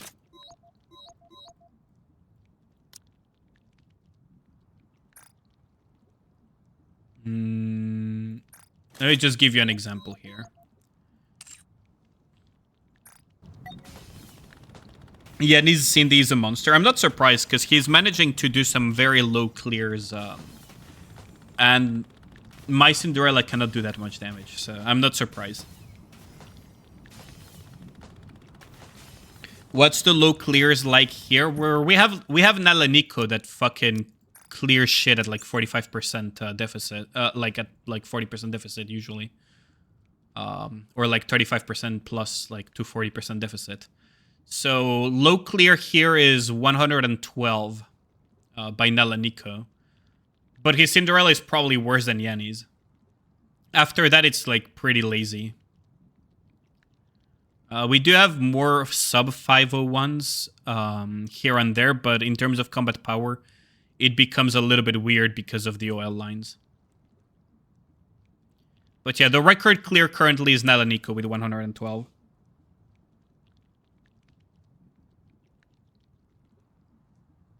Yeah, I mean, of course the Maiden one is a record, but you kind of get away with it with like dupes and everything.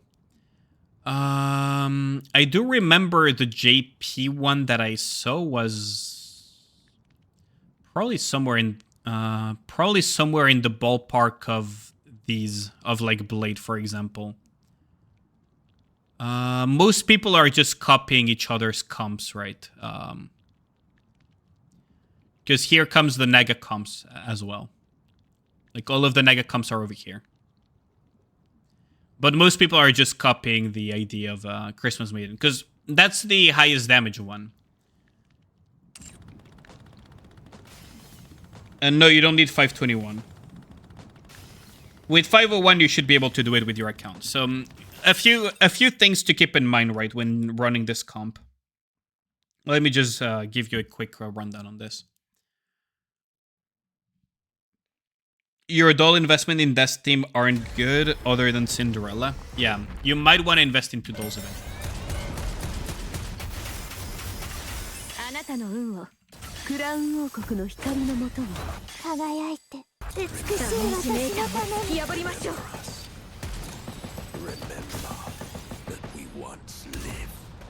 Wait, who are you again?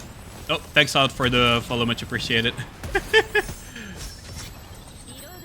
And there, and there. Okay, so now we have done this. So there is a burst gen spot over here that we knew from the Behemoth solo raid that there was a burst gen spot there and also at the back. Basically, in the places where there are rocks, like over there as well and over here, you can burst gen to basically 破りましょうマナをチャージします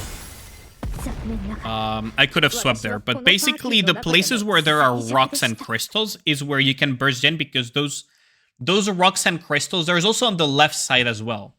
All of those are breakable environments, so I'll just get there again really quickly so you can see what I mean. Also, fun fact, those things at the back as well are breakable environments. So as usual, you're just gonna... Whoops.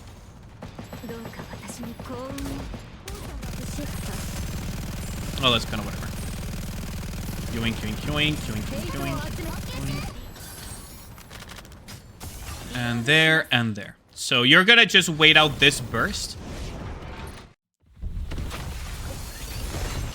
And you're just gonna, you know, do your thing here.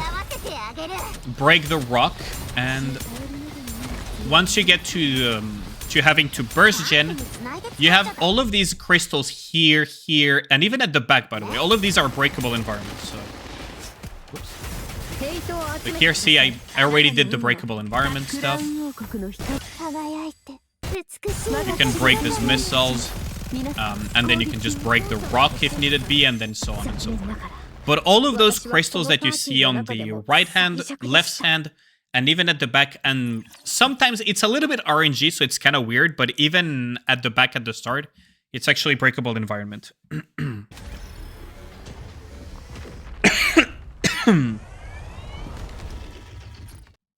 So over here, like even those over there are like breakable environment, by the way. Like even those things at the back over there. Funnily enough, those are breakable environment too. And during the solo raid Behemoth, actually, you could min-max your Scarlet Black Shadow by hitting those things at the back when... It's kind of RNG though.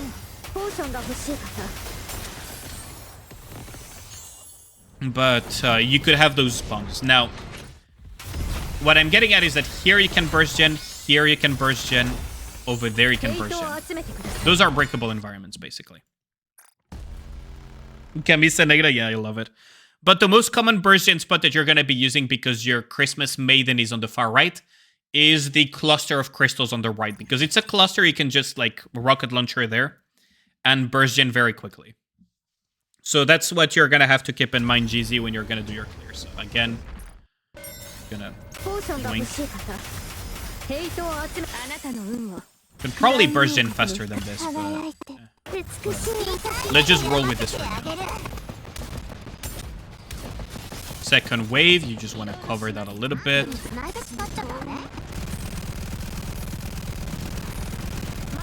You can break some of these because we don't really care. Right, and then you're gonna enter the stage, you're gonna have your burst saved up. You're gonna have your burst saved up, and you're gonna be able to just break the rocks.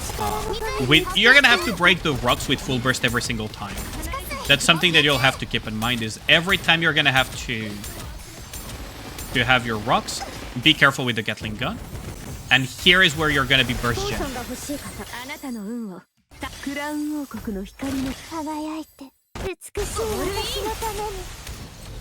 You're gonna be able to quick burst gen there and then rotate into breaking these rocks. I didn't move quickly enough because I was a little bit too focused explaining, but those rocks on the right, because they're right next to your Christmas Maiden, is roughly where you're gonna be burst genning. It's where basically everyone does because of convenience. Scuffed audio. What is the audio scuffing? Also, thanks a lot for the follow, much appreciated. So we got Shoot the Rook and Unknown 27. The QTs are fine. AI sound generation. So what is coughing at the moment? Is it the game music or is it... hold on, let me just...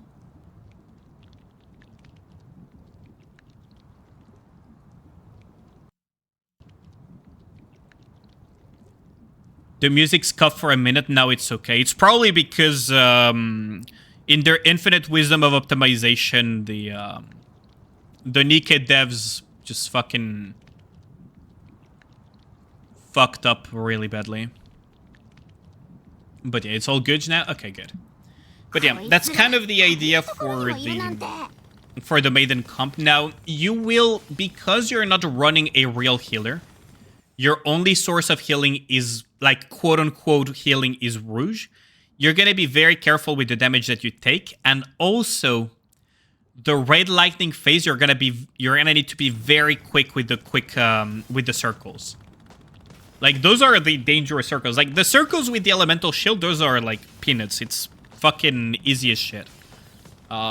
Surviving the red lightning is gonna be your final... Like, surviving the red lightning is gonna be your biggest wall, honestly. From my personal experience. Everything else is just not that difficult compared to that part. If you're doing it at, like, high deficits and everything. After that, should be fine, honestly. Rouge can heal your lonely heart. If you try and Crown Burst after the QTE is over. Like, honestly, like, timing the rocks with full burst is not that difficult. Timing the... Like, timelining to have burst as well to break the QTE circles on elemental is not that difficult. Timelining for like, the QTE circles on fog wall and on especially the lightning ones is the more complicated part of this fight. But yeah, that's kind of the idea. Now, if you want to have, like, a quote-unquote smoother and more easy mode clear, but that will require you to be higher sync or have less deficit, you could go Naga. What Naga will do is basically allow you to potentially just out-heal the lightning phase, straight up, instead of having to Giga Ball the red lightning phase. But yeah. Do you have any questions, GZ? I believe this one is from Seraph of the End. Yeah, it's Sawano Hiroyuki XU. That's a pretty good that you recognize it. I mean, yeah. ダンジョン攻略を At 始めましょう 501, you will be able to start trying for real to clear it. Like at 501, you're gonna be able to start for trying for real, I think. Oh, what Ina said F. Yep. I mean, it was a cool manga, and I mean, the anime was 右足 okay. から行きましょう But yeah, so I'll be out of your account, GZ. I'll just move on to the next one then, since that was your main thing for the account review. As long as you keep these points that I told you in mind for the what's it called?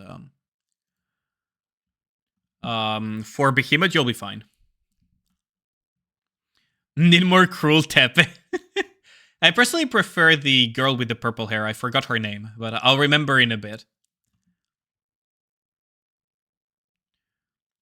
Mostly on sync, probably.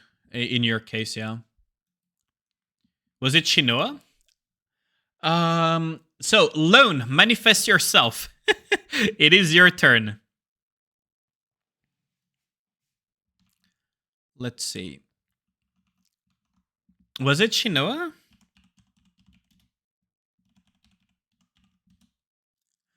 Yeah, it was Shinoa Hiragi. I remembered her more as Hiragi, but yeah. Yeah, Shinoa Hiragi. That was my favorite character in Seraph of the End, personally. But yeah, so Lone, can you DM me by... Could you DM me your email, please, Lone, so that I can start your account review? And also, like, the server and the focus of the account review. Too short to drive, yep. That was pretty funny, not gonna lie. Kukulina, yeah, how's it going? Your account is created through Google, so can someone tell me how it have to be sharing that account? Even if you created it through Google, you can still link it to Level Infinite. There is an option in game, and there was like an incentive where they give you like some free pulls as well if you link it to Level Infinite. Once it's linked to Level Infinite, all I need is the email of the Google account, and I'll send you a code. So as long as you linked it to Level Infinite, you're good to go. What place are you in the queue? Oh, you guys are curious about the queue, eh? Okay. So fun fact, I'm a theory crafter, guide maker, and high-end Nikke player. So there's an amount of people asking for these. Let me just put this in here, just to put it into perspective, right? So this is part 1 of the list. Let's see. This is part 2 of the list.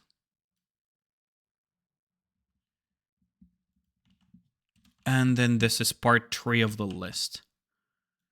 I'll be doing account reviews as well on Saturday, though, so for free. So, Yoink opening this, Yoink opening this, and Yoink opening this. I'm not saying that as a brag. I'm just saying that the reason why I'm so swarmed is kind of because of that.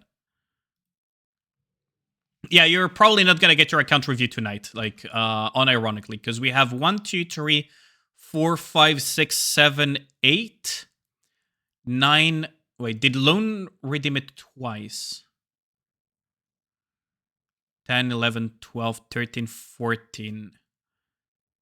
Yeah, you're 15 on the queue. Saineko. So you probably would have a better chance at getting it on Saturday. Because I'll just continue from the order of this list. Some will be shorter than others, so there is that. But basically, as long as you manifest yourself on Saturday, there's a good chance you'll get it. Let's see. So Lone has sent me the details. I'm completely out of your account, GZ, so now you can go do your dailies if you need to. Yoink. So Lone. Okay. And it's on global server. Okay. So far, it seems 3 people are ahead of you. Yeah. So, Lone, Caesar, Yami, Ragna, and then it's gonna be you Flamingos, yeah. And after that, it's gonna be Okamel, Braxo, Kino, and then, well, Lone redeemed it twice for some reason. Tuni, Kusa, Perry, Mr. Ada, Lyra, and Sineko. Why do I need to remind you to hydrate? Oh, thanks for the hydrate, Yellens.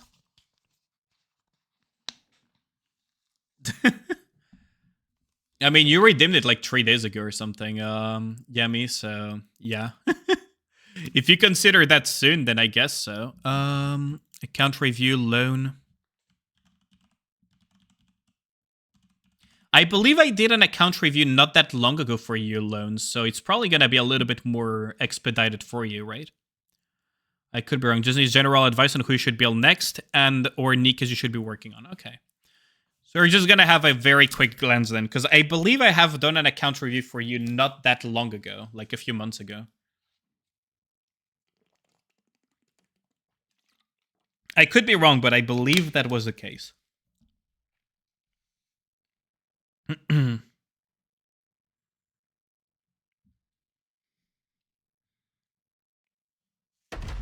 No, don't worry. Okay, so I'm not saying it's a bad thing alone. Like, don't get me wrong on that. I'm not saying it's a bad thing. What I'm saying is that I believe I have already reviewed your account a few months ago. So it's gonna be a little bit faster, so that you're not surprised that I'm just, you know, going significantly faster on yours compared to some others. It's more for you to understand why. Because I believe I have reviewed your account before. But it was like a few months ago, so it's gonna be pretty. It might be a little bit faster than some others. Let's see what has changed since last time, though. Mast. Okay, so Ain is still low on the list. You got Mast recently. It's kind of weird that you got Mast recently and she's already higher than Ain, though. I believe the fixes I did for the synchro device are still there. Okay, so let's see. Yeah, I remember the I remember the maiden being like super high up here because of the waifu investments, which I respect, honestly. Okay, so let's look at the key damage dealers first. Still redeem it to be on the list if that works for Saturday. Yeah, absolutely. Feel free to do so. Let's see. Are we getting ads or something? I don't think so, right? Horsane tried account review in Pyrex and he didn't hold his end. I gave up collecting points because of the fuck. Oh, that guy. Oh, hold on. I know exactly who you are, too. Congratulations, you... I know exactly who you are.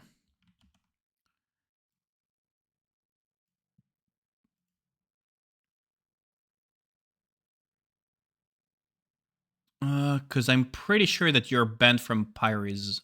Yeah. That is confirmed, so goodbye. There we go. Okay, anyways. So let's continue. Just tried to pull Mast, but failed. How's it going, Caesar? I mean, just save your pulls, basically, Cookie. Like, I would recommend just save your pulls. So let's just start with the B trace for Mr. Lone here. To see, like, where he stands at. So, attack.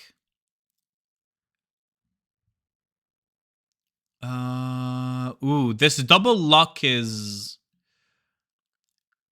Ooh, that's a painful double lock, because you still need to fix your elemental, but charge speed is not important, this is a low value of charge speed. So what you technically want to do is unlock this charge speed and reset attributes here. Anyway, so attack here, elemental attack here with 1 line of ammo, and the double lock that I just saw. Oh, wait, there's 2 double locks here. Okay, I see. Both are a little bit painful because you're going to have to unlock this charge speed as well and just reset attributes as well to get higher elemental. Because the charge speed is nice, but it's not as important as the elemental. And re-rolling with double locks is incredibly painful. Plus, these are not very high. Also, you need to get your Scarlet Black Shadow S2 to level 7. So, went for a shower. What did you miss? Oh, I just permabanned someone. Don't worry about it. So, I would say get her S2 to level 7 at the highest of priorities. So, as soon as I finish this account review, log into your account and get the skill to level 7 loan. Like, no joke. Also, completely forego the onslaught. You have 1 line of ammo. So you have to go Bastion, and it's the recommended anyways. Yeah, S2 to level 7. 10, 10, 10. Okay, that's fine. Christmas Maiden. I kind of expected that. This is a waifu investment, so I don't care. Oh, yeah, right. I need to check this. Attack elemental. Ooh, this elemental could be a little bit higher. So it's better to reset attributes and get higher elemental than higher attack. So that's something to keep in mind. This could have been a full reroll. You didn't need to lock this attack line. Because you have like a central line of low ammo. It's okay attack line, but not super high. And no elemental. So you kind of wanted to full reroll this. Here is attack and ammo. So you only need 1 line of ammo for comfortable reasons, by the way, on Red Hood. So a lot of these line of ammos are just superfluous. So you might want to reroll a lot of these away. Get more elemental, get like elemental and attack on your Red Hood, and only keep 1 line of ammo, preferably one that doesn't require you to sacrifice too many rocks. So preferably get it after you have your elementals and attacks, because the line of ammo on Red Hood is more for comfortable reasons than for absolute necessity. So that is something to keep in mind. Crow, that's waifu investment. Well, Giyu, don't invest any further into her because it's kind of pointless. 777, you will want to get Asuka to 10, 10, 10 eventually, but this is fine for now, honestly. I'm more concerned about your other B trees. So Alice is 10 for... Okay, so you need to get this skill to level 10. Burst skill to level... So get her burst to level 10. Because otherwise she doesn't work as well. Let's see. You have 1 line of ammo, 1 line of attack here.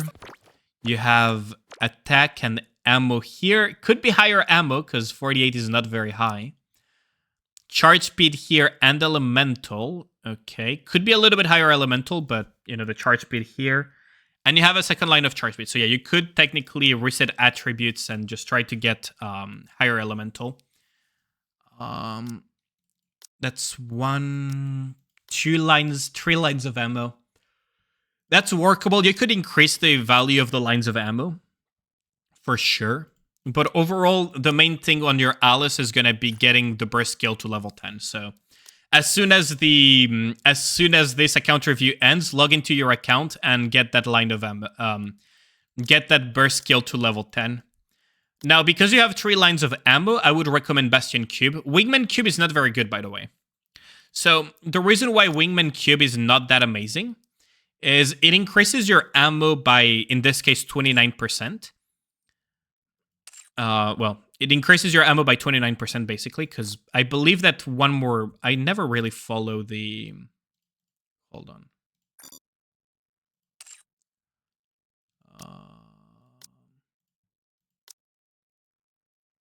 I believe this is the level at which it hits max.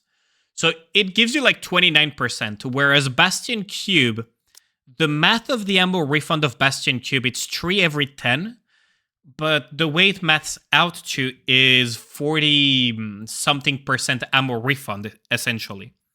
So you get a net benefit of like 40-something% ammo. Let me just double check the exact value. Where's my cubes thingy there? Okay. So it's 42.86% ammo refund, effectively, for Bastion Cube. That's why it's so much better than Wingman, and why they fucked up with Wingman is that Wingman only increases the ammo by basically 30%, whereas Bastion effectively increases your ammo by 40-something percent, as I said.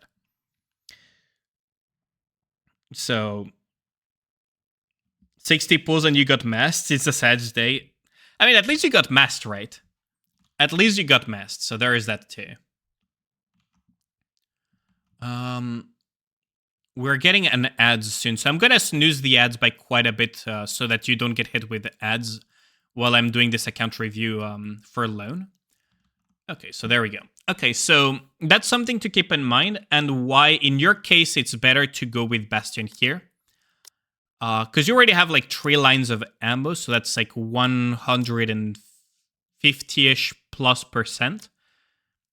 So that's 12, that's like 17 ammo Alice, right? Or something like that. That's already the point where you can actually make use of Bastion.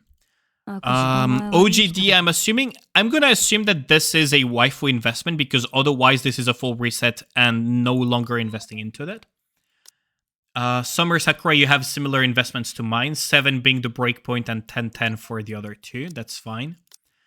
10-5-10 OG Scarlet. Oh yeah, your Summer Sakura. I mean, the elemental, you need to stop locking these just randomly like this. It's better to ask for advice in my Discord than locking them and sacrificing rocks, because this is going to hurt you on the long run. For example, this is not worth it locking. Like, you could have either full rerolled or just waited a little bit. Whereas this one, you could technically either reset attributes or full reroll, and or lock this once you get higher value and then reroll the rest. But you could even just full reroll to try to get elemental. Like, ooh, this black line though, for example, you could lock and reroll the rest for attack eventually. But Summer Sakura is not a high priority on investment, so that's not something that you will do anytime soon. Your OG Scarlet doesn't really need much more investment. That's completely fine. Cinderella, on the other hand, you could lock this attack line with the temporary locks. Make use of these, by the way.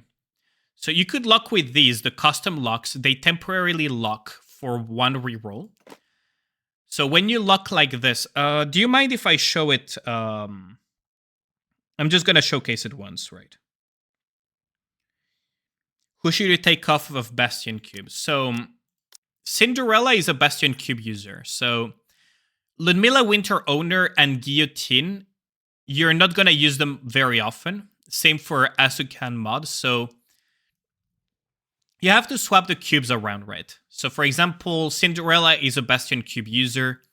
Your Alice, because she has 3 lines of ammo that you're also going to increase a little bit further, is also a Bastion user. And there's like other Nikas as well, like Crown, for example, that you could put Bastion as well on. Cinderella, I mean, you're basically there to get this to level 10, so I mean, you could and might as well. This is basically going to be custom temp lock like this, right? And what this does alone is that it temporarily locks for 1 reroll of values. So here I'm going to do 1 just to showcase it. And now you have a higher elemental, and you kept your attack without having to sacrifice rocks. See, by doing it like this, you temporarily lock with those, and you reset or reroll the values, and now you have a significantly better helmet on your Cinderella. So now this helmet is fine. You don't need to touch it anymore. 11%. That's a tier 13, I think. Or was it a tier? What tier was it? No, it was a tier 11, but that's really high anyways. Tier 11 and 23% is also like tier 11, tier 12 elemental as well. So you're kind of good to go. Yeah, there we go. So it's 23. So yeah, it's a tier 11. Double tier 11s, you're good to go on the helmet. You want attack elemental. Like, ideally, you want attack and elemental and 1 line of ammunition. So, for example, here you would reset attributes on the whole thing. hoping to get higher elemental, higher ammo, and higher attack. This is fine. You could theoretically lock it and reroll for attack, but you have quad elemental. Wait, no, you have 3 elemental and 2 attack. No, 1, 2, 3 attack. So 3 attack, 3 elemental. That's fine. Like, your Cinderella is not in a bad spot, and you probably have other stuff that you need to invest into.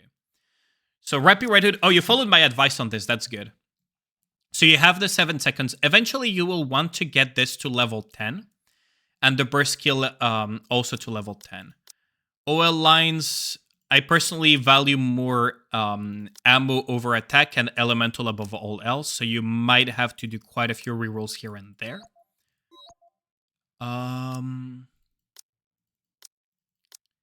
That's fine. You want to get this to level 10, by the way. S1 to level 10, you will want to do that. Because of the reload speed and the attack buffs that she provides. Noir, you don't want to go any further on the burst skill. On the ammo refund, you could go all the way to 9, but it's not a high priority compared to the other ones that I have mentioned. On her S1, do not go any further, and honestly, you could just leave these kills on Snow as is. Snow is not a high priority for you anyways. You will have to reroll those overloads eventually, though. Same for Modernia. Don't invest any further into her burst. You don't need it. And you have 3 lines of ammo, so you're kind of okay on Modernia. That's fine. This is going to be a long-term investment. You could get a little bit higher on S2. You will want to get the S1 as well eventually to level 10. Like, Quincy Escape Queen is one of those that you will want to get to 10, 10, 10 eventually. Mine is not there, for example. Mine is 7, 10, 7, but, you know. You'll get there eventually. You want basically elemental, attack, and ammo on Quincy, kind of in that order. Though you do want some lines of ammo before prioritizing attack. You don't need to go that much further into Exclude for now, because you're going to be using a lot of skill books and other stuff. So this is fine. Your Exclude can just sit still for now. I wouldn't invest any further into A2. She has like very, very niche usages. Last solo raid was kind of like one of those niche usage exceptions, but for the most part, she's not that useful. S1 to level 7, and the other 2, you can increase them to anywhere between level 7 and 10. And that's for Shotgun Squad. Ray, you're kind of chilling, so it's kind of fine. Christmas Gio, I'm not a huge fan of her kit, so I wouldn't invest any further. Same for a lot of these, I wouldn't invest any further into them. Mana is one of those where if you're struggling on mobile to clear Kraken level 7, you could invest into Mana. Otherwise, I'm not a huge fan of. I would say start investing in your Ein, honestly. I would say start investing in your Ein. It's gonna pay dividends as... Wait, no, how far in your campaign you are? First I need to check where you're in campaign, to be fair. Yeah, how's it going, Zal? Also, hi, Anik. I forgot to say hi. How's the day been treating you guys? So you're on Water Week. Right, so it's you're on Nihilist or Hard. You're reaching Nihilist or Hard mode. So that means that you're gonna be dealing with Iron Week soon as well, because after this is the Red Hood chapters, and after that it's you're finally gonna be encountering you could start prepping your Ein, but for the most part, also you're on blue CP, so you can basically auto all of this. You can basically auto your weight all the way to freaking Nihilister. Like, you could be significantly further than this, but yeah. You can probably push a couple of chapters quite easily here.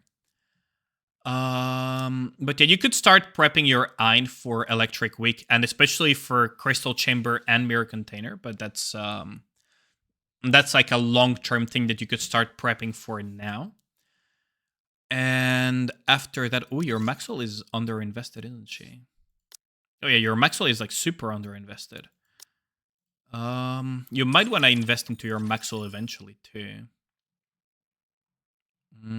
Beyond that, let's look at your B2s. The fact that I'm seeing Rem got this high up is a little bit concerning, but I'll just accept it. Because waifu investments, I would assume. Yeah. Summer Rosanna is one of those that was useful for Kraken back during that solo raid, but now it's a little bit more difficult to justify Summer Rosanna. As much as I like her, she's a little bit harder to justify. Nihilist or MLB, I respect that. Get your crown to 10, 10, 10. Okay, this is your highest priority. Get crown to 10 to 10s across the board here. Once you get Scarlet Black Shadow S2 to level 7, and once you get your Alice Burst to level 10, this is your next highest priority. Get crown to 10s across the board. Also, invest in your Nega. S1 level 10, S2 level 10. You get these two to level 10, you slot her into your campaign push team along with crown, and you will be able to auto your way through easily. Instead of investing into stuff like Mast, which I will hope that it's a waifu investment, because right now you can't really use her. I would recommend that. Same for Grave. I would recommend getting her burst to level 10. Eventually, you can work on getting her S1 to level 10, but that's like, you can go like 5, 5, 10, 5, 5, 10, 7, 7, 5, 10, and 10, etc. Blanc burst to level 10, that will have to wait because you have other things that are higher priority, but it's something you'll have to look into eventually. Although you can kind of hold off and see. But yeah. Like some of your B2s are really freaking suffering right now. Same, for example, Maddie, you could get her to 7s across the board, and eventually you can work on getting her burst skill to level 10. I personally got mine to level 10 on burst skill pretty recently, for example. So definitely very useful to have as an option. Now, let's see if your B1s are suffering as well. So we know Red Hood, but D-Killer Wife? S2 to level 10. Okay, that's good. So you've been listening. Get your leader S1 and burst skill to level 10. The skill 2, you can just leave it be. It's completely pointless for you at the moment because cover recovery is not all that important.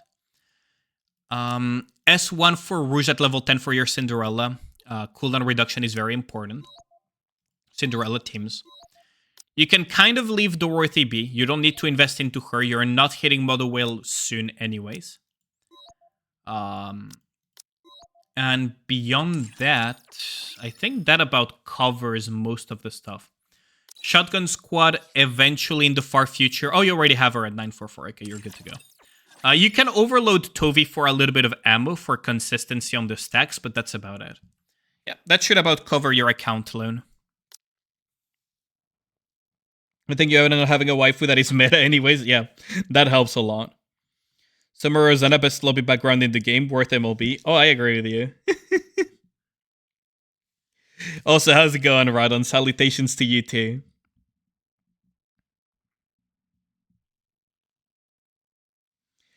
Yeah, so the reason loan why I personally recommend Naga, so this is a campaign push Naga, right?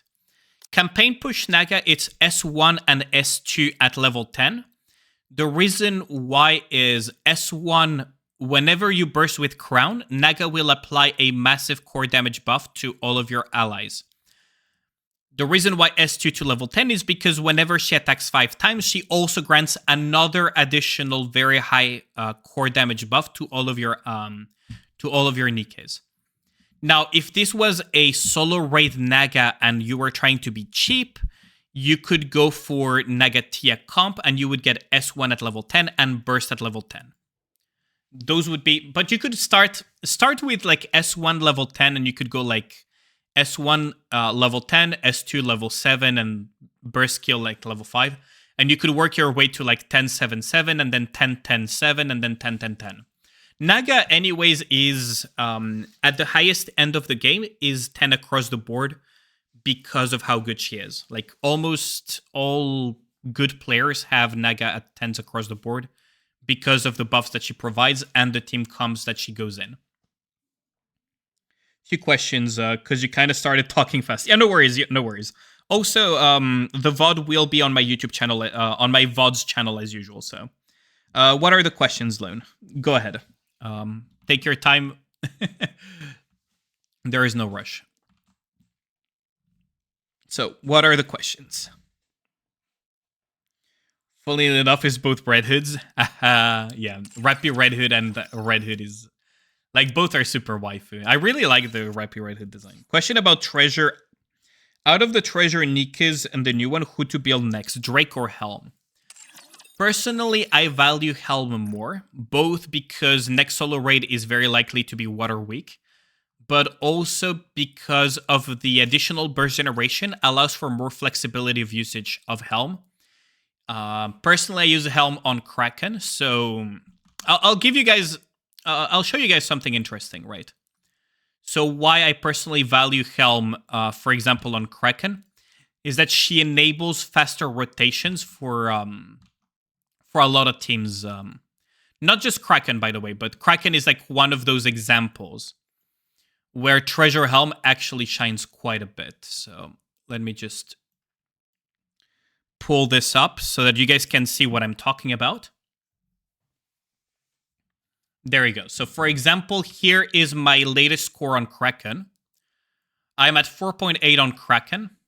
And that's because Helm allowed me to just rotate so much faster. Sacrifice a few cocks, or just hope for the best. Now, you also have Water Week solo raid that is long overdue. So we might be getting a Water Week solo raid soon-ish. Who knows? At least it's not going to be Fire Week. So Drake value is mostly for Shotgun Squad and Fire Week. So... personally, I value Helm a little bit higher on this one. The fucking gacha.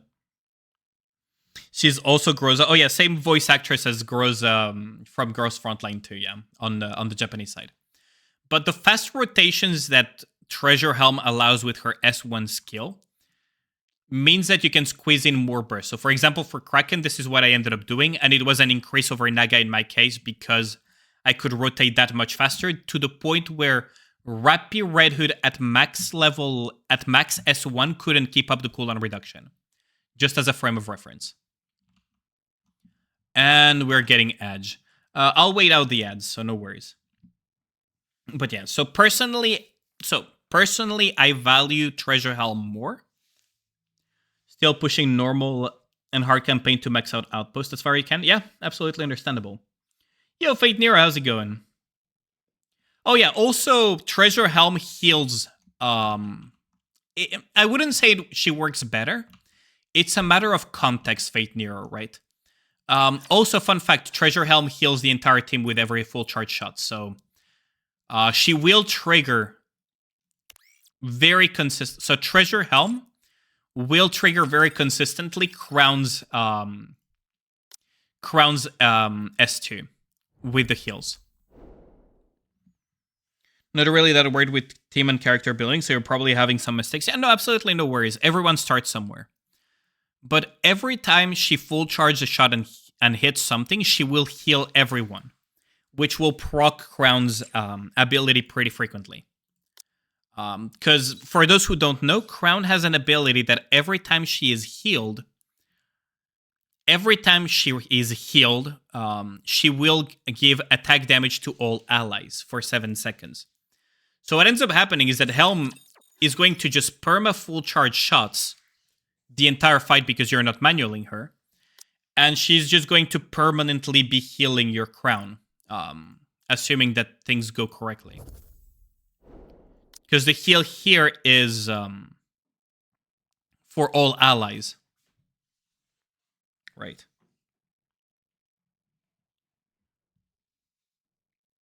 You have her treasure, you only need her burst. Oh yeah, that's level 3 then.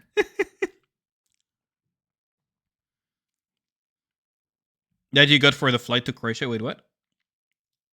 iPad pizza game? Also, yeah, Helm works better than Naga without core. That is also true, as Ragnar said. But yeah, personally, I value Treasure Helm over Treasure Drake, for example.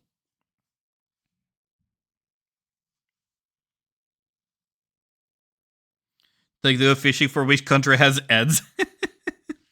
But yeah, so lastly, PvP question. No, it's not your it's not my area of expertise, but I could have a glance at your PvP comps, but it's not my area of expertise. I do plan on making a guide on PvP eventually, but for that PvP guide, I am going to do a lot of research. And I'm going to be talking with some of the better like PvP players and everything. Oh, a dude from Wife Life, that's funny. So Summer Sakura is already out here, so that's already something that you should pull out from your team comp.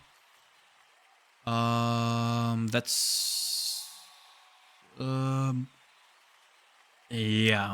I'm not too sure about these team comps, but at the very least, Summer Sakura is out. She's an assault rifle, and she will only slow down your team.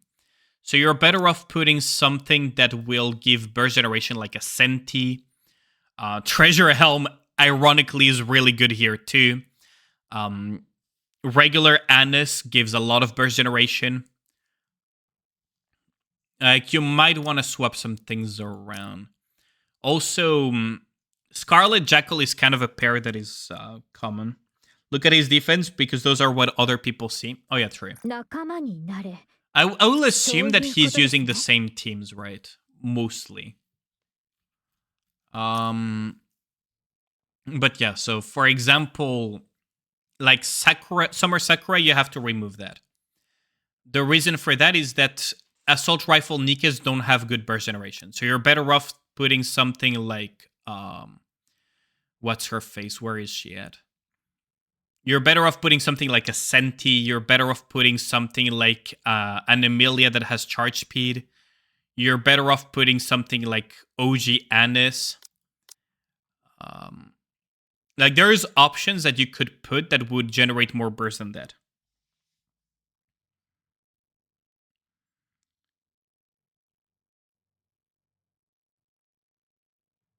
Crown Laplace, OG Rapunzel, Biscuit Cinderella. That's an interesting comp. I wouldn't have expected Crown to make it to PvP.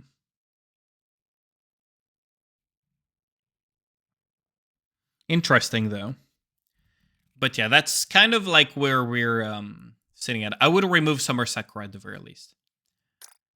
For here, this is kind of a slow team, so you might want to replace some things. The best help that you could get is definitely from my own Discord. The team aims to outlast Noah Invuln, and then Cindy just obliterates him. Oh, okay, that makes sense. But yeah, so I'm not an expert on PvP because I don't care enough about PvP. So you'll get better help on that specific part from my Discord loan. But at a glance, at the very least, do remove that Sakura from your team, because Sakura is an Assault Rifle Nikke and her burst generation is just not good enough. Always keep in mind that in PvP, the meta, in most cases, is about bursting very quickly. So that you can either annihilate your opponent or put up enough defenses through those bursts that you outlast your opponent. But for the most part, it's always about bursting pretty fucking quickly. There are some rare cases where you want to be slightly slower than your opponent, but not much slower than your opponent, if that makes sense. And yeah, that's a really good lobby screen. I like this. I like this lobby screen. But yeah, do you have any additional questions, Lone? Otherwise, we'll hop onto the next account.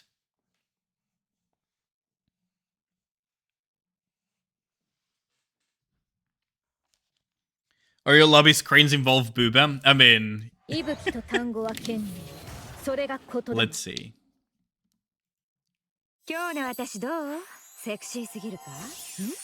Yeah, I can see that. That's all? Okay.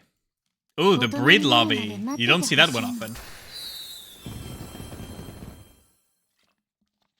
You don't see the breed lobby often. Oh, the Naga lobby is good too. I need to put this on my lobby. And of course the Bay lobby. Okay. So let's go on to the next one, because we have we have quite a few account reviews to go through. What's interesting for the viewers is that we're reviewing accounts across all levels of play, right? So it's bound to be useful to everyone. Okay, so since you redeemed it twice, I'm just gonna yoink this away. Okay, so Caesar Phoenix, Caesar, manifest yourself if you are here. If not, I will just skip on to the next one. I don't see Caesar in the chat. Okay, so I don't see him in the I don't see him in here, so I'm just gonna skip him. Was smart enough to hoard cores. Oh yeah, that helps a lot. So Yami is up next then. You had Brita on lobby for a long time, then added that when they added that feature. Yeah. Yeah, Caesar, I've reviewed his account multiple times in the past, so yeah. So the next one is Yami. Then still could only push your level to 220. I mean, yeah, that's understandable. If you're newer, yeah, it's completely understandable that you can only push so far, right? So Yami, do you still want your account to be reviewed? Because yours is gonna be very freaking quick. Since yours is mostly a flex more than an actual account review. Yeah, sure. Because, like, right now, I have, like, Yami and Ragna, both of which are basically account flexes. So, if you guys don't mind, if I skip you guys to go to the people that actually want help. And then I'll just loop back to you guys later on. Took 8 months to get past the 160 wall. Ooh, that's really unlucky. Waiting for your GFL to account review. My god. You need Arc Knight's help. You don't need Arc Knight's help. But yeah, do you mind, Yami, if I skip you for now? Actually, I have a question prepared. Don't really care. Just do what you prefer. Okay. I mean, if you have a genuine question for your account, I don't mind doing the account review. Don't mind because you're on Copion friggin' iPad screen. You'd be happy to have the review when you get back on Saturday, on Friday. Okay, yeah, that's fine. We can do that. We can definitely do that. Okay, so I'm gonna skip you two for now, and Flamingo's game. So you're up next. If you're still here. Let's see. Flamingos. Flamingos, yep. So you are still here. Perfect. So can you DM me your email so that I can send you the code and go into your account review? That way we can move. I'm pretty sure I reviewed your account last time I did the free account reviews, correct? It's been a while since last time. So, global, and if you could also DM me what you're looking for specifically as well, in terms of advice, like what piece of content do you want this advice to be geared towards? Because between campaign push, solo raid, and other game modes, it can change quite a bit. It has changed a bit. Oh yeah, it's been a while since I last did the free account review, so I would hope your account has changed since then. I just remembered that I believe I reviewed it last time. Let's see. Solo raids, anomaly teams, and who to keep investing. Okay, so the code has been sent, by the way. Okay, so I'll have a look at that.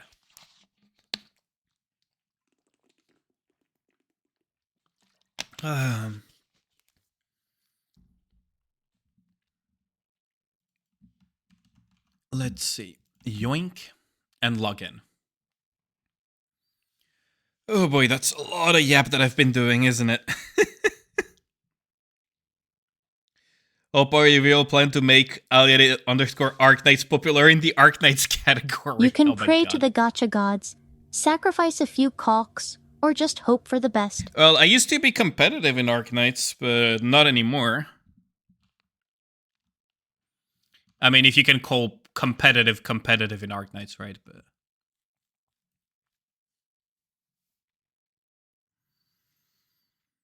get this man a gallon of water for the vocal cords. Thanks. Dude. Like, it's been a lot of yapping. like non-stop. You can start by reviewing my Arknights account. Dude. I think my Arknights account is cursed now, because I don't have Vizdel. I did get Logos somehow, but not Vizdel, which was really cursed. You tasted him? Jesus Christ. That sounded wrong. That sounded pretty wrong.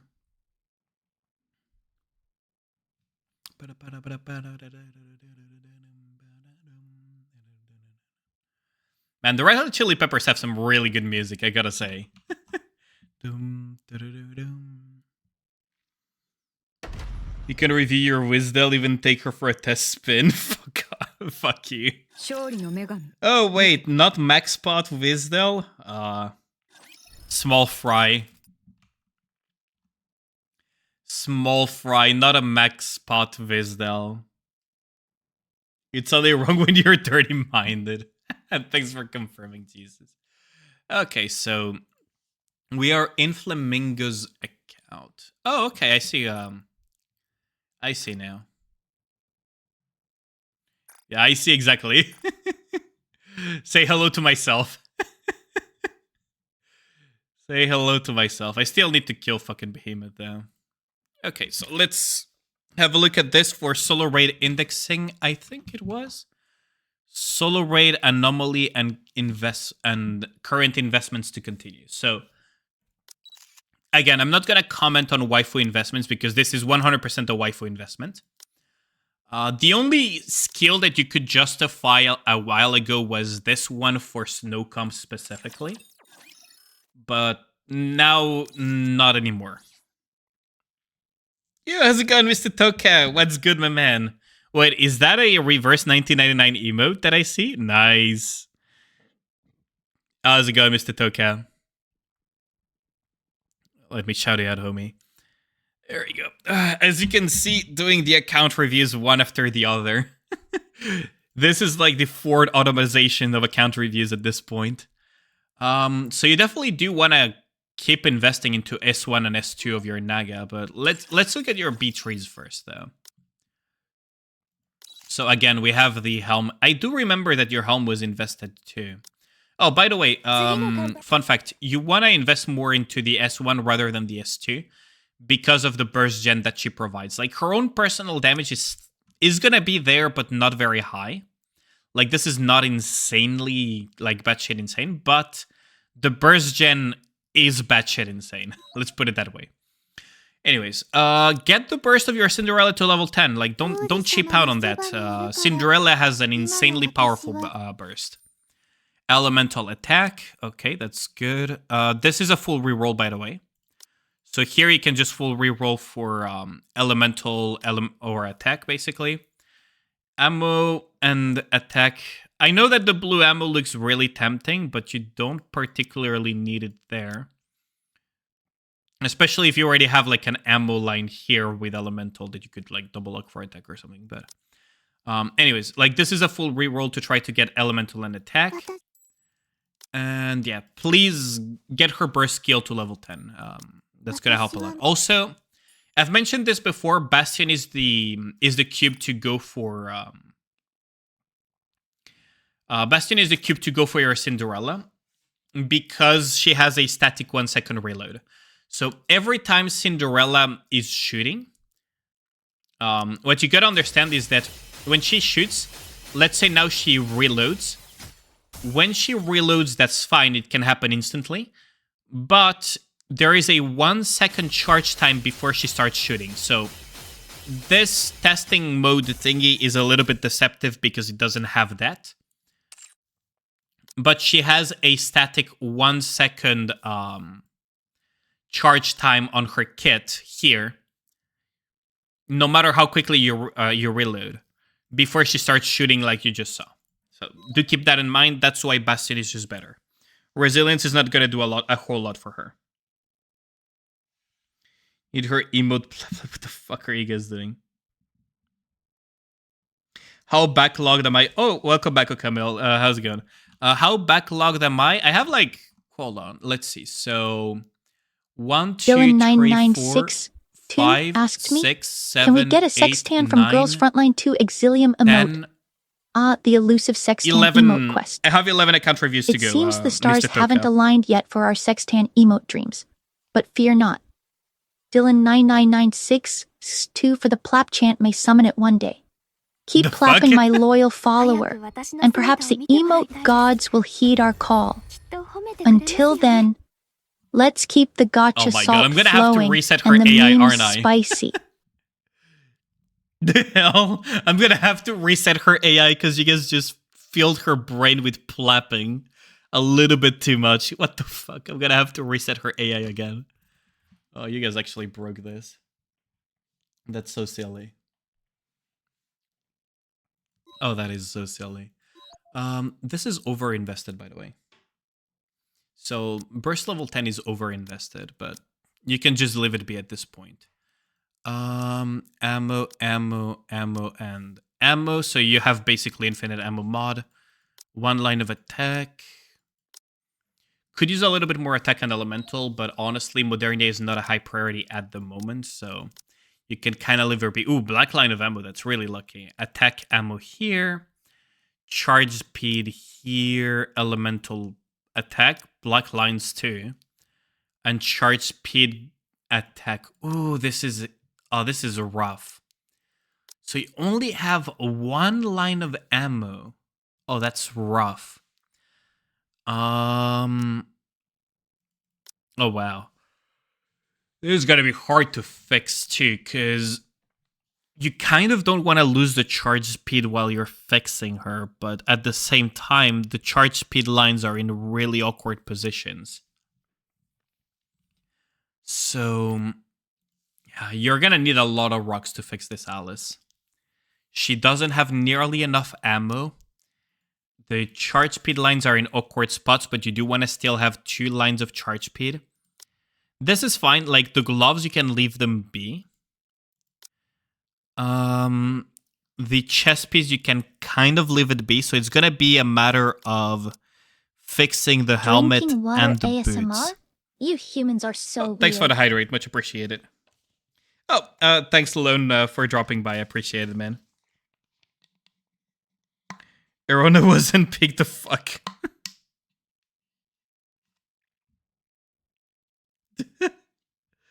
Oh my god, y'all are really worst.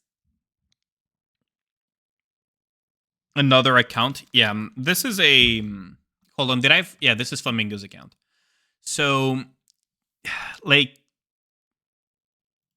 I guess the best recommendation here would be to basically lock this.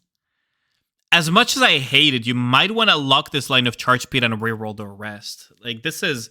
Or you could gather enough rocks to just hard reroll the entire thing until you get, like, ammo and charge speed in, like, less awkward spots. Same for the boots. And then you can start fishing for some elemental as well. But this is, like, a super awkward Alice to fix. 10 for 10, that's fine. Yeah. Resilience is fine. Also... You're sync level 345.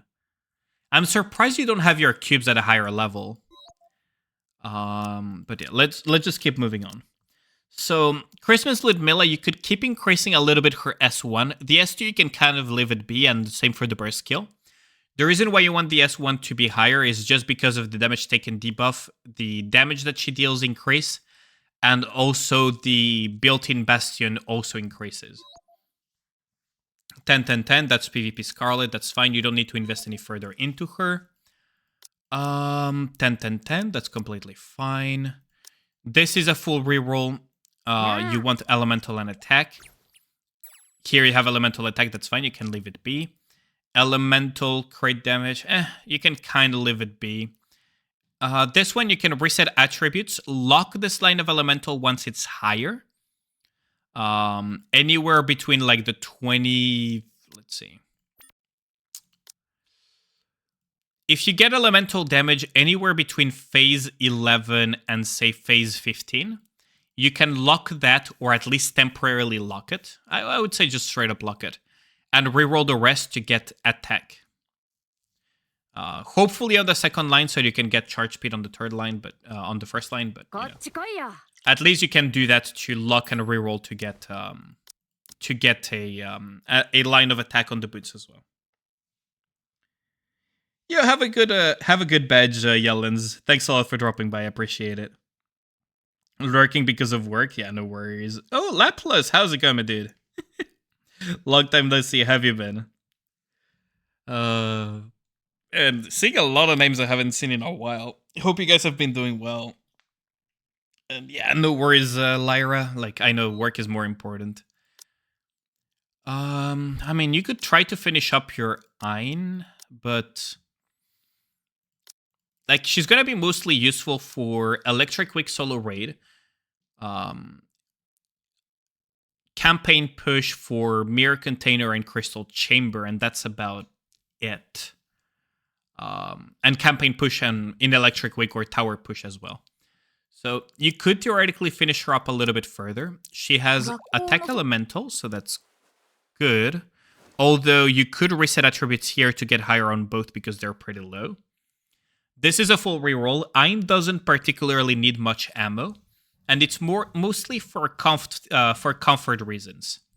So Ein, the reason why I personally like having a few lines of ammunition on her is so that when I'm off burst, not having one frame reloads through things like Crown, SNEs, and things like that, I like having that extra ammo so that when it's off burst, she can basically burst gen and shoot enough bullets to not have to reload and reach the next burst before having to reload.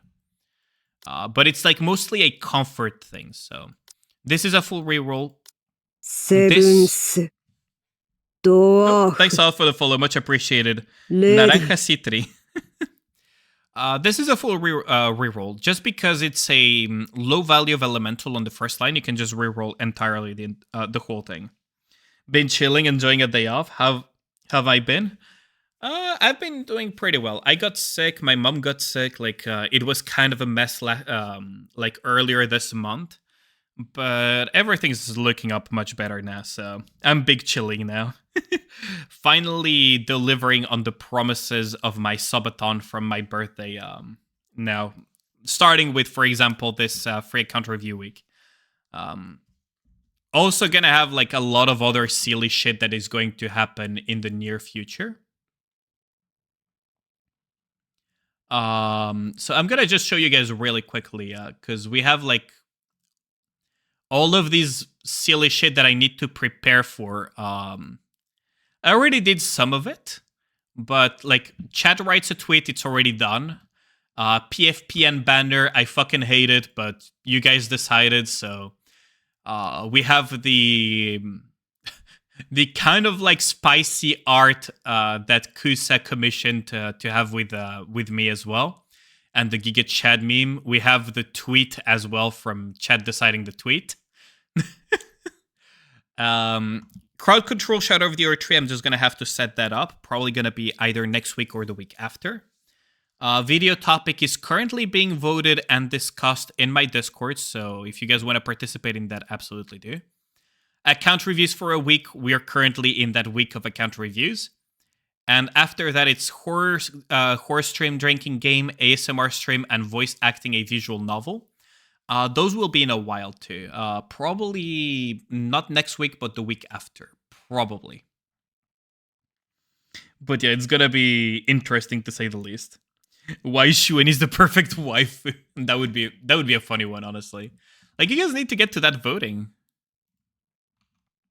Anyways, so let's continue with the account review. So you could get a little bit of, like, for example, this could be a full reroll to get elemental, like, on something else. This is fine. You can kind of leave it be. For the most part, like, you will have to continue investing in your Ein eventually. Scarlet Black Shadow is your highest priority. Like, no joke. This is your highest priority. Get her S2 to level 7 and her burst skill to level 10. This is your highest priority, Flamingos. Scarlet Black Shadow's power cannot be understated. Absolutely top 3 damage dealer in the game. And incredible for campaign pushing, for farming rocks with Kraken. her power cannot be understated. So you will definitely want to full reroll this, full reroll this, and full reroll this to try to get elemental on everything. Although this one you can leave it be for now. And get that 10, 7, 10. Very important, because that will make your life so much easier. So much easier. As long as nobody asks me to calc SBS speed, I'm dead. I'm good. Dude, tell me about it. I've had to calc it multiple times for people. Rapier Red Hood is your other next highest priority. Try to get her S1 to level 8, and after that work on S2 and burst skill. So currently from what I'm looking, Flamingos, your highest priorities for investment is 100% your Scarlet Black Shadow, followed by the Rapier Red Hood. Once you're done with those two, your next most important investment is probably going to be, it's going to be Summer-Nis. Probably. For your B3s. Let me just check your B2s though, because I'm a little bit concerned now. Did you finish up your crown or not? No. So, highest priority, Scarlet Black Shadow, Rapier Red Hood, crown. Get those Nikes up and running. Scarlet Black Shadow 10, 7, 10. Rapier Red Hood 8, 10, 10. And crown 10, 10, 10. Once you get those up and running, you'll be big chilling for a while. Those are like the key ones that you're going to want ASAP. Once you're done with those, you can start working on your Summer-Nis, 10, 10, 9. Once you're done with Summer-Nis, you can probably work on, let's see. You can probably work on getting Grave up and running a little bit. You don't need to go super high. You could go like 7, 4, 7 or something initially. And then build other stuff in afterwards. But for now, I would say like focus on those 3 that I mentioned, and you'll already be in a significantly better spot. For the B1s, I would definitely recommend that you get your Rouge S1 to level 10. So 10, 5, 5 for now. So after the 3 that I mentioned, Rouge to S1 to level 10. And you will definitely want your D-Killer Wife S2 to level 10. I will assume that your leader is like 10 something 10. Yeah. This is over-invested, but, you know, it is what it is. Neon, leave my soldier EG alone. Yeah, that's a waifu investment. Soldier EG is, yeah. Yeah, I already knew this from the last time I did the account review. I respect it. Yeah, how's it going, Ayume Take? I respect these. But yeah, that should give you like some objectives for now. Do you have any questions, Flamingos? Because I think that covers like the objectives that you should have in terms of investments for now. Honestly, like the rest is just going to be a lot of info that is just going to it would barrage you with info that would probably make it more confusing. I would say those would be your priorities. So for investments, that's all covered. Let me just check the rest of your DM. Anomaly teams. Okay. So for solo raids, the investments that I said, they apply to solo raid investments as well, right? Because these investments that I am mentioning, I am someone that is very solo raid focused. And solo raid in PvE tends to trickle down as well to campaign push and other things. And vice versa. Campaign push to some extent trickles into... You, Azen. Thanks a lot for the raid, homie. How's it going? Welcome, raiders. So for those who don't know me, I am Aliane. I am a Pepega VTuber that plays a lot of gacha games. And I'm currently in the process of doing a full week of free account reviews for viewers. Which is why I'm on Flamingo's account at the moment. But yeah, welcome, raiders. What were you up to? Oh yeah, you were playing Enfield. How is that? Did you manage to get Surtur, by the way? Or are you still waiting for Surtur to come home? Also, let me shout you out. Yummy Calc SBS speed, please. Oh my god, imagine. セブン Oh, スドワーフ he フル will アクティブ absolutely hate 貫け life. Her banner ended, but now she's in standard. Oh wait, are they handling it like Nikke? Where basically... Oh wait, it's also like Arknights, technically. Oh, that's kind of nice that they do it that way and that they're not limited. It's like OG Arknights. Oh, that's nice. I hope they don't put too many... Also, X-Heyday, thanks a lot for the follow, much appreciated. It's kind of nice that they're handling it like OG Arknights then, because honestly... How do I say it? It would suck if it was like Genshin. I'll just say that much. It would suck if it was like Genshin, and to some extent like WoW as well. Like, I'm not a huge fan of like limited rotating banners. Despair. I mean, at least it's that. Yvonne is interesting.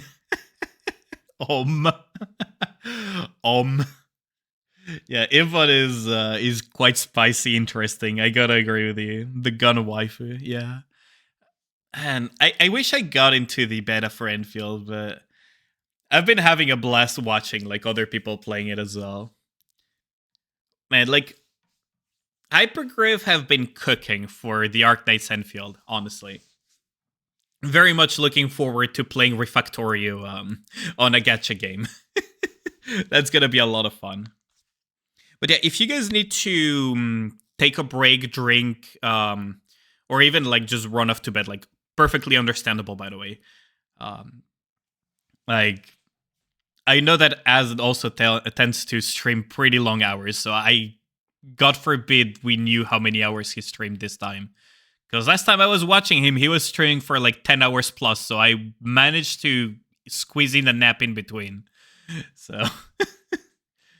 Short 2 to 3 hour stream, okay, so not as bad, but yeah. If you guys need to take a break, grab a drink and stuff like that, absolutely understandable.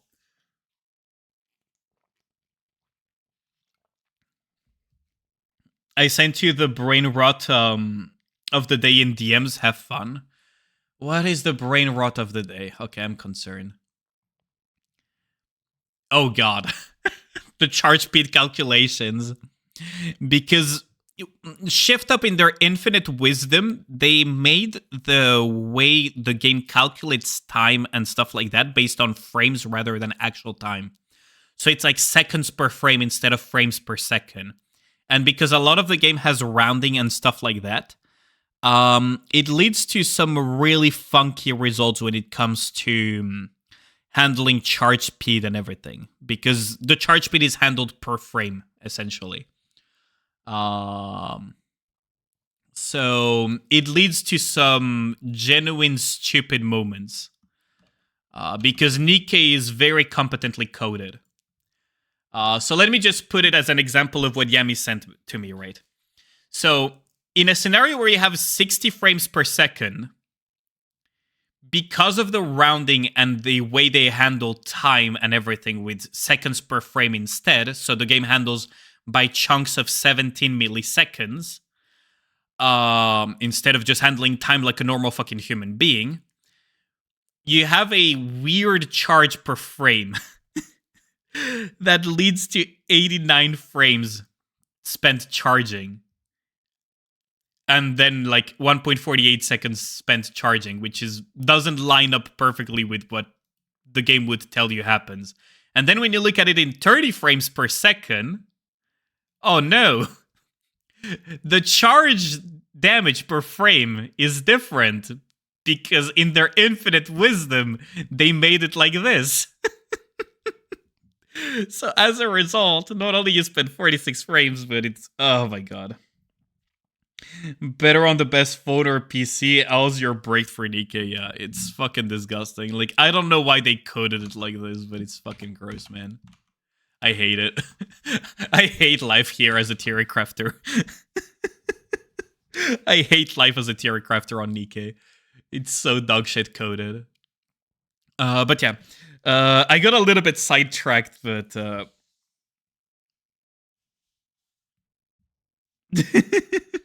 Theory crafting is so fun, dude.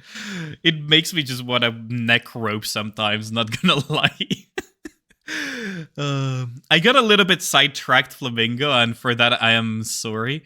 But if you have any questions, so I already gave you like the top 3 investments and everything, so I guess anomaly interception was the next thing, right? Actually got a 100% charge speed Alice without re-rolling, but I don't think the pieces are that great. Yeah, like Alice, the main issue when building an Alice is the fact that she wants so many different stats. She wants max ammunition, she wants elemental, she wants charge speed, and she wants also attack lines. So it's really difficult to optimize an Alice. Okay, so the standard team for example, Kraken currently is currently the standard team for Kraken is using Rappy Red Hood as a B1 cooldown reduction Nikke. So this would be the standard Kraken team.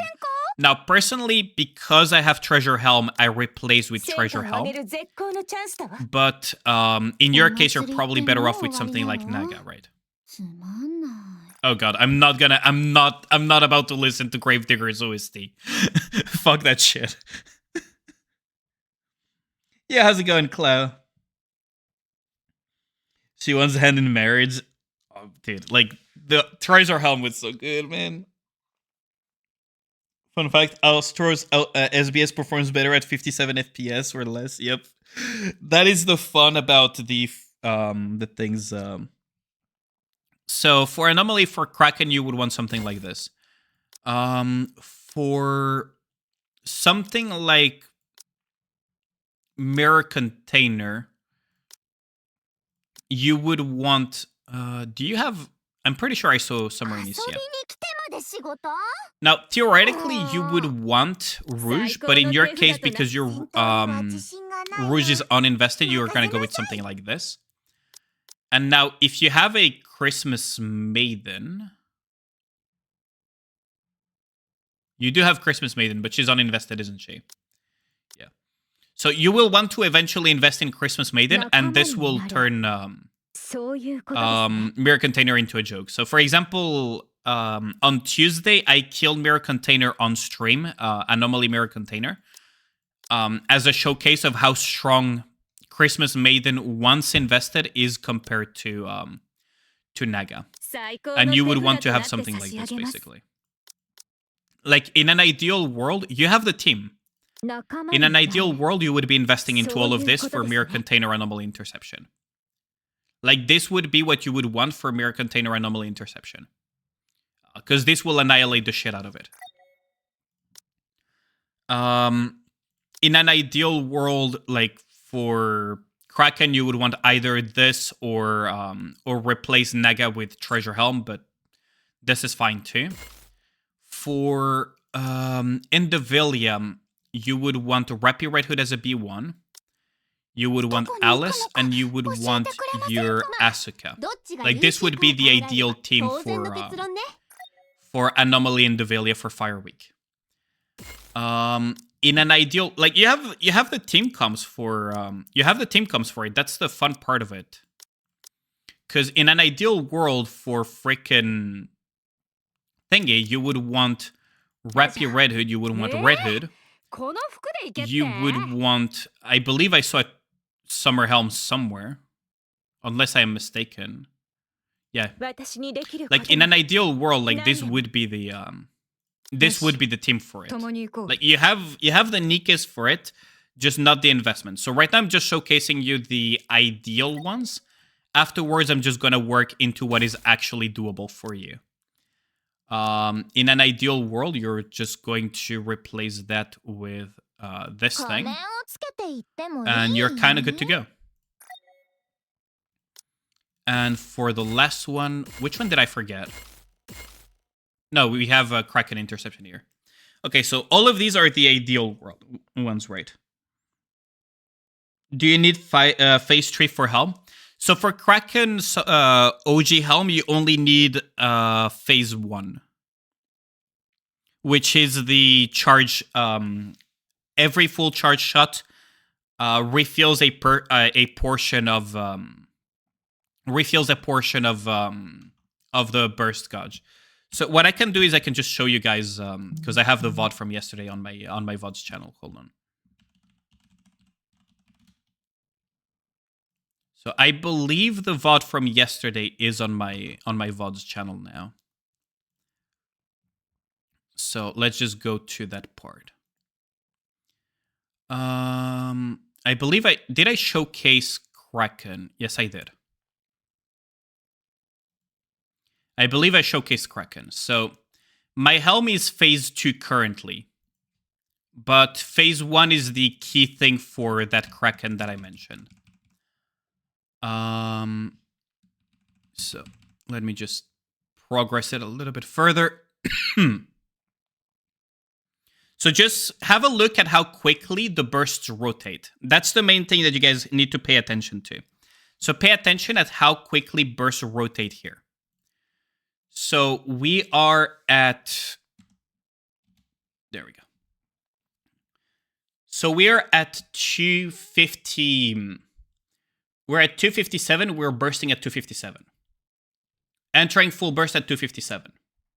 That's 3 seconds to enter full burst on the opener. I could go in 2 seconds, but I'm a little bit slow. And now we are just going to rotate and see that Rapier Red Hood is barely keeping the cooldown reduction speed here. And now we're already rotating into the next burst.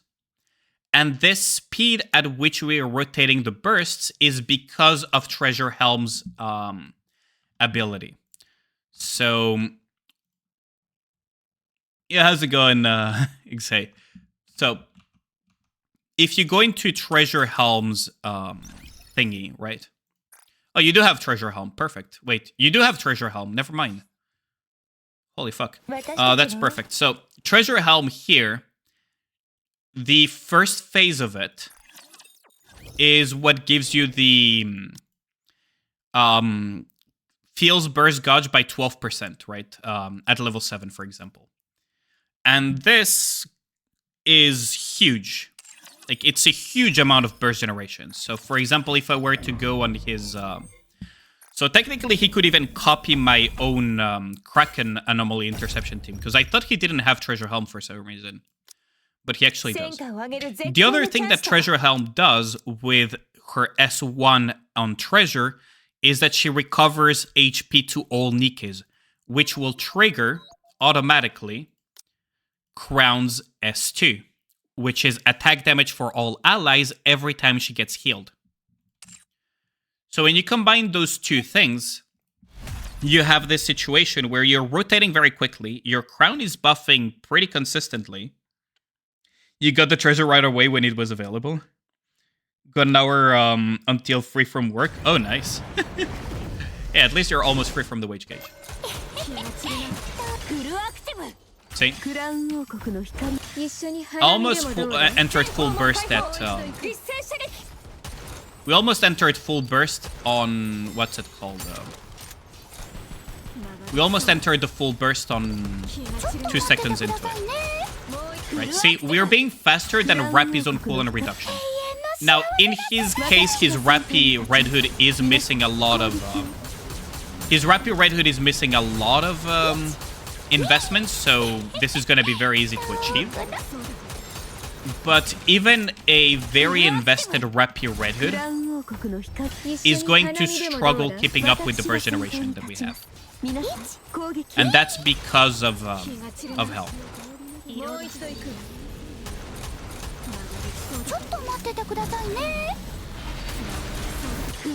And again, we're just going to rotate our burst here. We're gonna have to do kind of our best with what we're given, but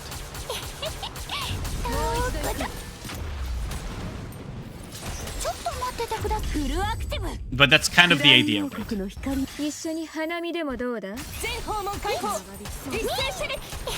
And you just continue like this. You get the healing from Helm, you get the fast rotations. You can use Jumpstart tech to even rotate faster. See, now we're just going so quickly. Because the Rappy is uninvested, we are just going way too fast for it. But once he gets the investment on the cooldown reduction of the Rappy, we're kind of just big chilling, right?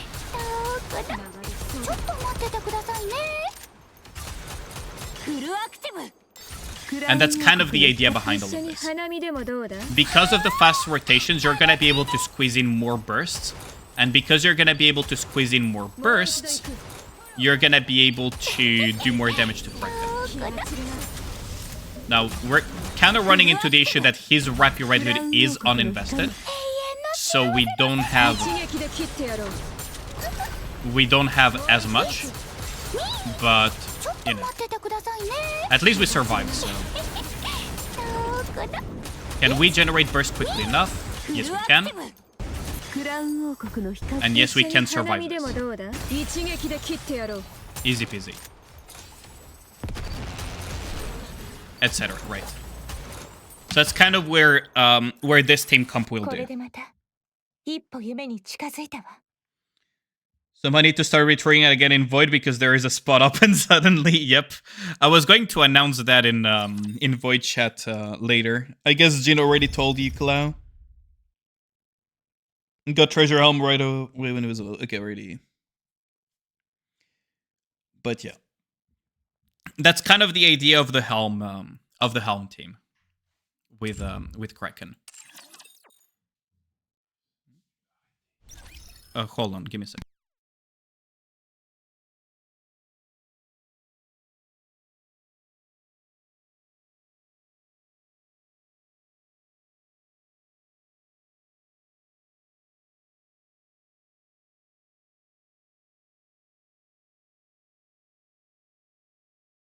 Yeah, sorry about that. Apparently I was a little bit too loud.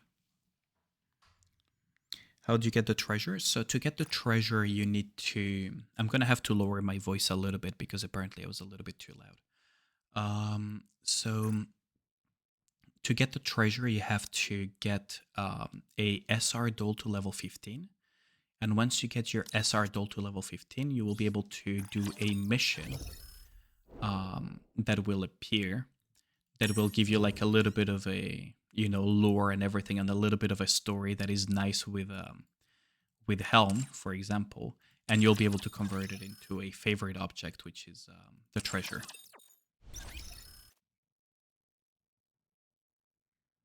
Don't need to scout Talks. ASMR stream. I mean, it's not exactly. Don't look at DMs I sent to you accidentally. What the hell did you send me, Go? What did you send me, Go? Oh, Tololo. That's nice. I like that. Tololo with But yeah, I mean, it's not exactly like an early ASMR stream, but yeah, I do need to lower my voice because I was a little bit too loud. And that was a problem. So let's see. So I gave you the ideal teams for like the quote-unquote ideal teams for anomaly interception. Now, if I had to adapt them to your current roster... Mama. XDD, thanks a lot did I for miss the my reset, much review? appreciated. Did you miss your account review? No, you haven't. Gal, could you do me a favor and shout out Kusa, please? It's kind of blaring now in comparison to your voice. Oh yeah, that's true. I should probably lower the music. There. Should probably just lower the music a little bit. But yeah, so hold on. I'll just shout out Kusa. There we go. In case you usually have your headset didn't hear you, turn it back up a little bit whenever you can tell me again. Oh wait, what? Oh yeah, treasures. You need to get a SR Dole to level 15. Oh, Camille. The purple dolls, you need to get one to level 15 equipped on that Nike. And then you'll be able to convert that into a treasure. So yeah, if I had to adapt these to your current roster though, I would probably swap leader here. I mean, here is fine. Although, yeah, you definitely don't have investments in these, do you? ラジャー、作戦に参加します。Like, you don't have investments on Snow White, do you? From what I remember. So you would have to adapt a lot of things. Because, oh wait, your Snow is... Oh wait, your Snow doesn't have skill investments, but she has Overload. That's interesting. So you could just skill her up and just have her for that. Summer Helm. Wait, you have her at full OL. If you get this slightly higher in skills later on down the road, well, you don't have skill books, but like at some point you'll be big chilling, honestly. Even at level 5, it's already a huge increase. This is fine. Rapier Red Hood is one of those that you will need to. 最高の手札となって差し上げます。 And then this, I mean, honestly, I mean, yeah, we can just leave this be. But yeah, like, you will have to increase a lot of these. Once you increase your Rapier Red Hood, which is one of the priorities that I gave you, you'll be able to swap leader for Rapier Red Hood, and you'll be good to go.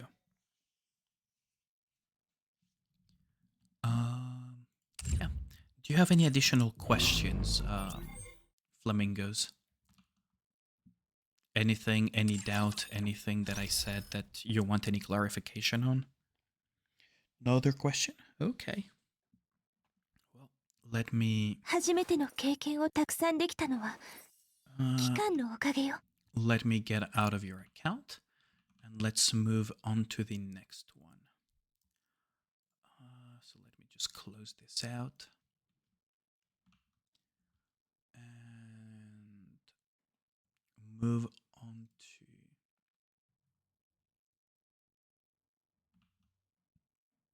Let's see who is next.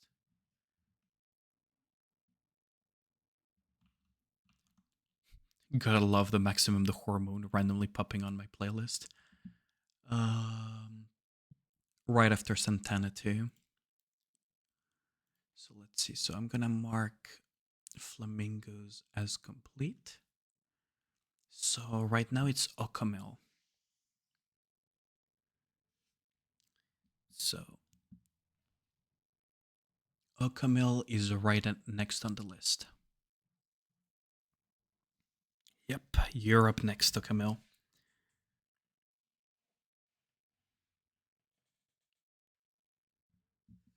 You're the next one for the free account review. Yep, just DM me your email and tell me what you want this to be focused on, and I'll be able to do the account review for you. Okamel. You're still down the line, Lyra. So after Okamil, there is Brasco, there is Kino, and then there is you, Lyra. So you probably are going to be on Saturday.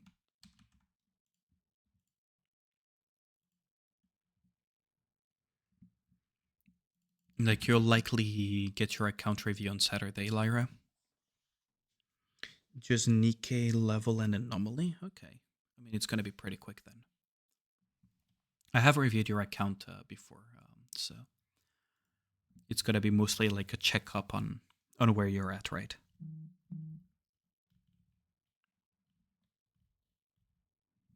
So I have sent the code.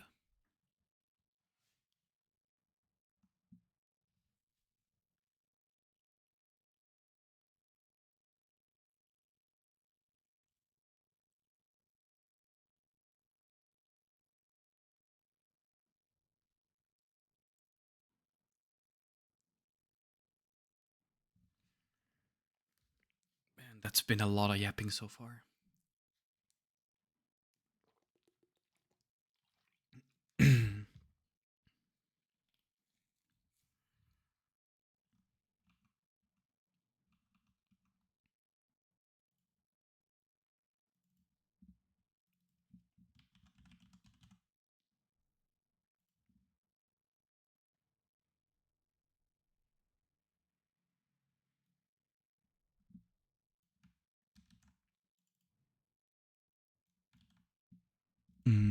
Scroll wheel Croakton you just sent? Okay, no worries. It happens. There we go. Yeah, it's a good song, isn't it? I like that song. I quite enjoy the. I enjoy a bunch of random music, don't I? Which server was it?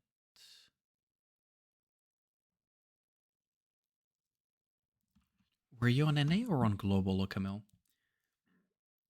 How do these reviews work? Do I need to redeem it with channel points? I'm at a point where I have so many units in investment, I don't know who to do next. Oh, basically this entire week I'm doing them for free, so it's one channel point, which is pretty much free. There is a redeem currently named Free Account Review Week. Normally, my account reviews cost in the ballpark of like 20k channel points, I believe, because of how in depth I go. But what's it called? Currently, I am doing them for free for the full week.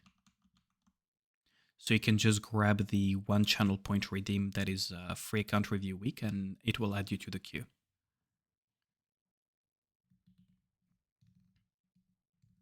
Yep. I might.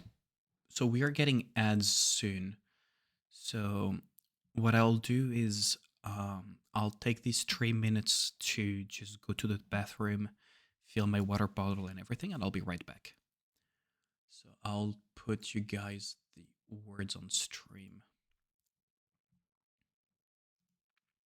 as we enter the ads.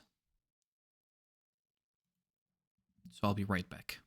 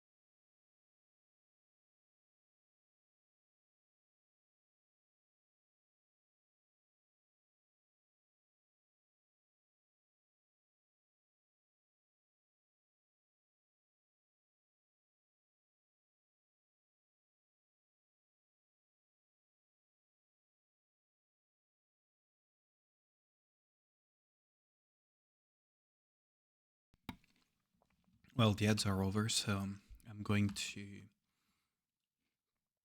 Unfortunately for you guys, I'm going to にも飲ませてやろう。 cancel this one. Sorry about that.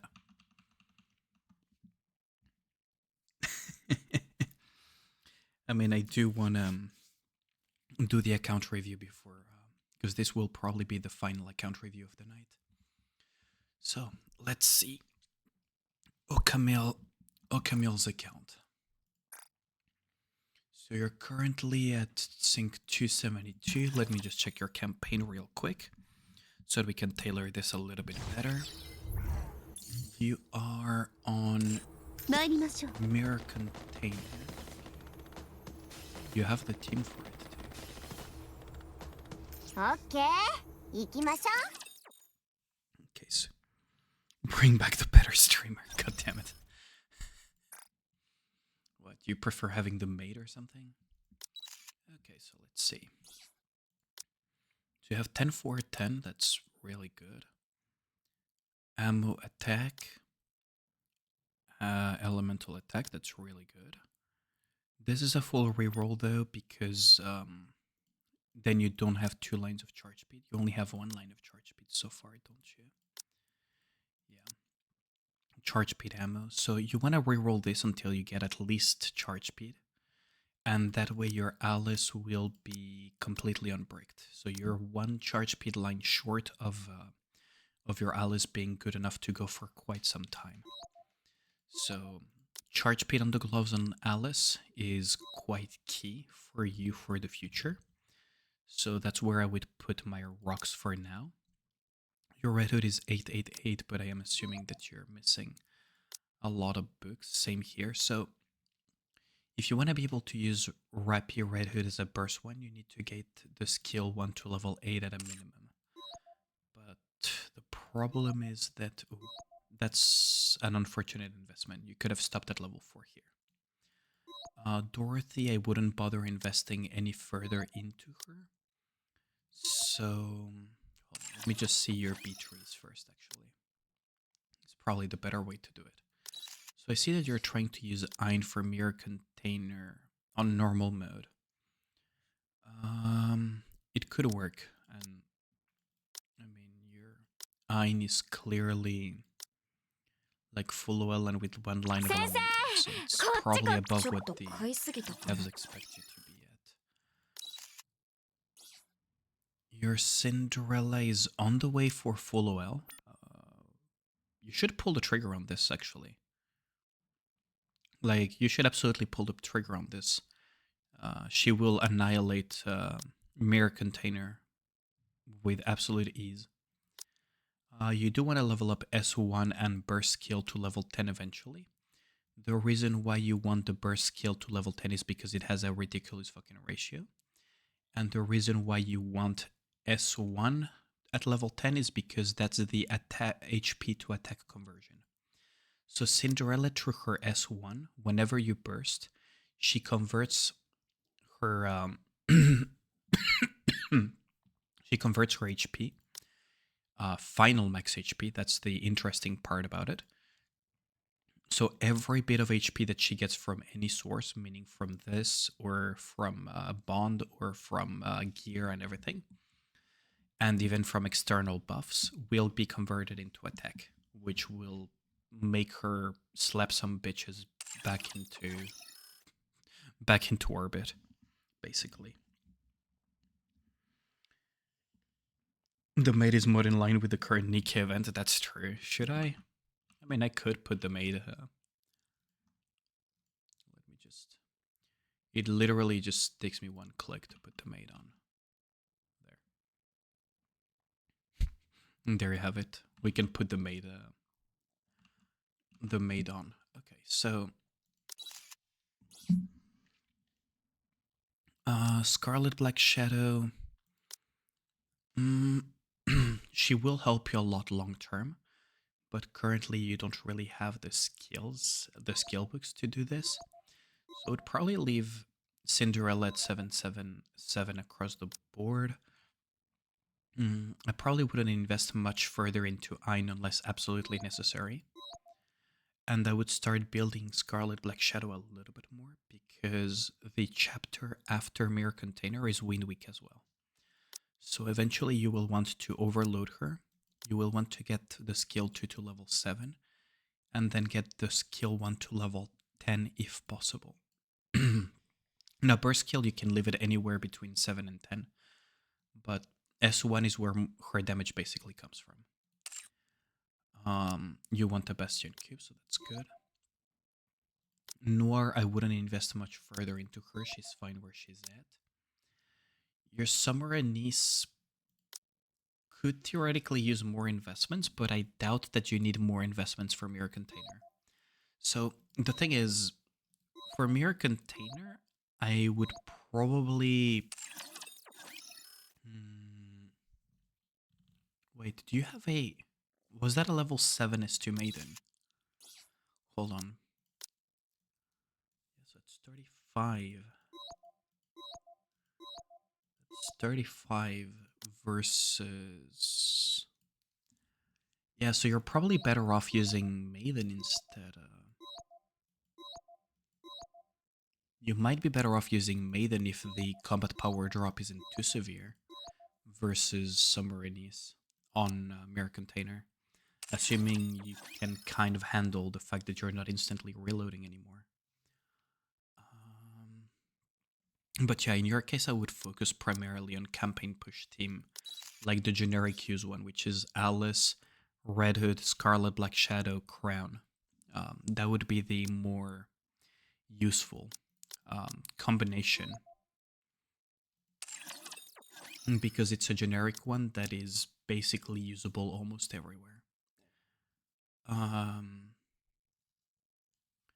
course, you can go as well, wrap your Red Hood, right? So the quote-unquote generic campaign push team currently looks something like this. I'll just put it here for you to use as a reference. So,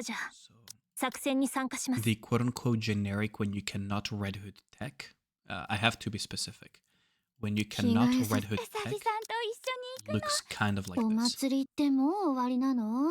Now, if you can Red Hood tech, it will look something like this. Most of the time, you'll be able to Red Hood tech. Now, what you can do is also just straight up do something like this, so you don't have to invest. Right. So you can go something like this as well, in terms of like your focus of investments. Like getting the skills up and everything. For specifically Mirror Container, though, because you are at Mirror Container... because you're specifically at Mirror Container, with Leader you should be able to break quests. So this should work out just fine. It should work out just fine. Like that comp, I don't think you need to invest much further into it. You should be able to do it. The main benchmark for Mirror Container is whether or not you can kill the first Glass Slipper in one shot with Ein, with a single full charged Ein shot. That's like the benchmark, assuming that you have Leader buff and all of the buffs and everything.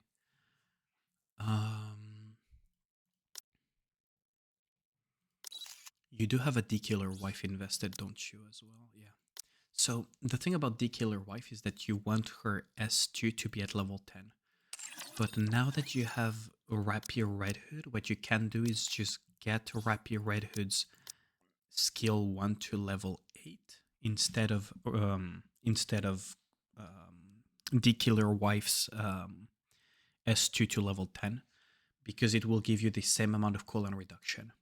And because you will have the same amount of cooldown reduction with less skill books invested, you'll have access to a burst 1 cooldown reduction Nikke that will work really well for your campaign push. Yo, Arthur, how's it going? I said hello earlier, but work thing came up. No worries. Thanks a lot for dropping by. I really appreciate it. But yeah, those would be like the focus at the moment. Generic campaign push team, and absolutely only if needed, invest a little bit into the electric team for mirror container. The mirror container team that you have currently works perfectly fine. So this one should be able to kill mirror container pretty easily. But that is only if absolutely necessary, which I don't think should be. Do you have any questions, Camille? Oh, hold on. Let me just pull out the. Oh, wait, you didn't send it to me in DMs. I'll have to pull out from your chats.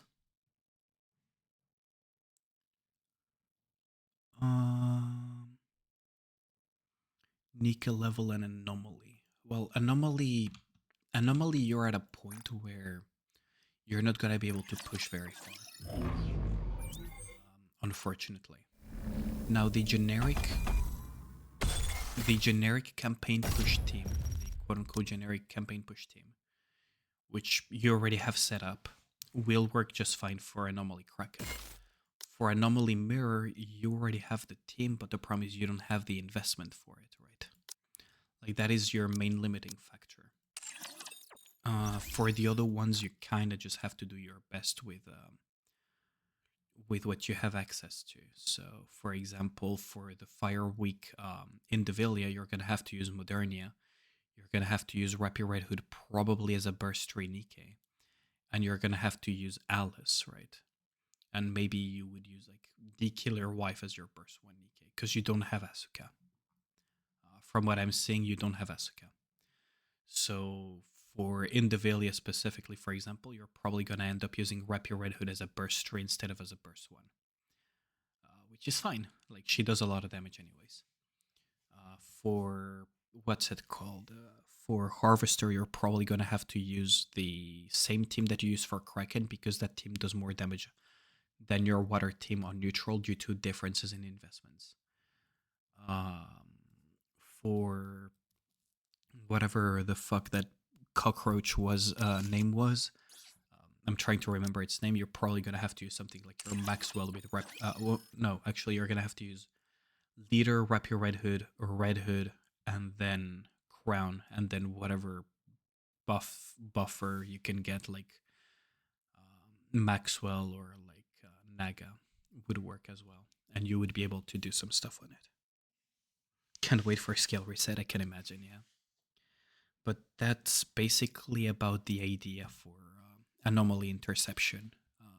For where your current teams stand at, you're not gonna be able to get it very far, but if you follow like those general guidelines that I said, you should be fine. Do you have any additional questions, Camille? Because I just went off what I read from what you posted in chat. But if you have any doubts, any specific things that you need me to break down a little bit further or explain more, feel free to tell me so that I can go more in depth into that to help you out with the account review. No further questions. Okay. Well, I think I was planning on making Camille's the final account review. So what I think I'm going to be doing is I'll be sending you guys over to Artemis, and I'm going to go to bed. Oh, wait. Oh, you have a question? Yeah, sure. What would be your question?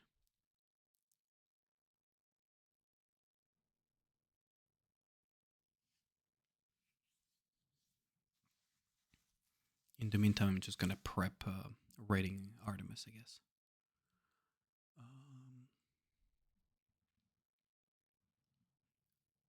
What was the team for the Dragon Lady again?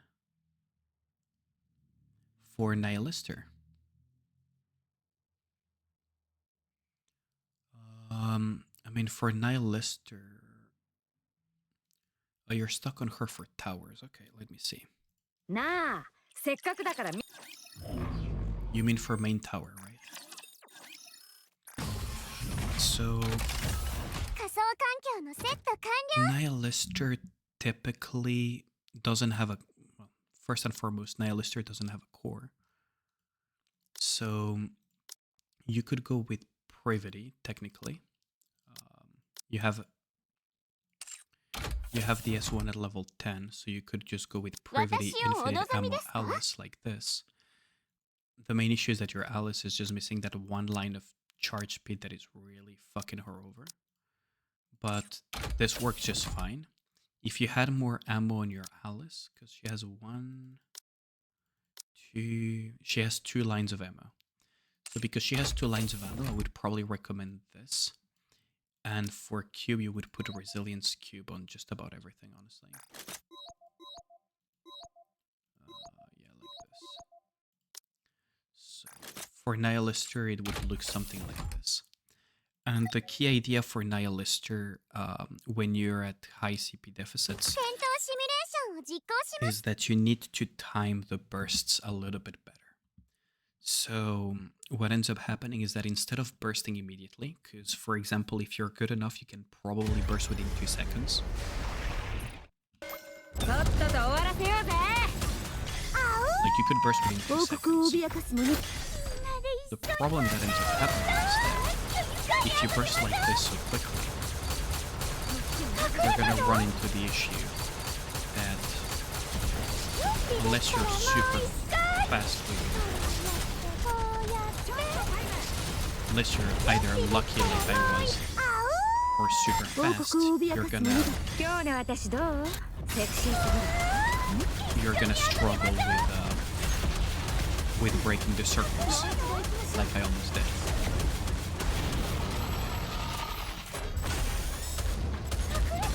You're just gonna play around that. Now technically what you have to do, the correct way of doing this, the correct way of bursting in timeline here. Imagine having to hear an ASMR stream. Yeah, sorry about that.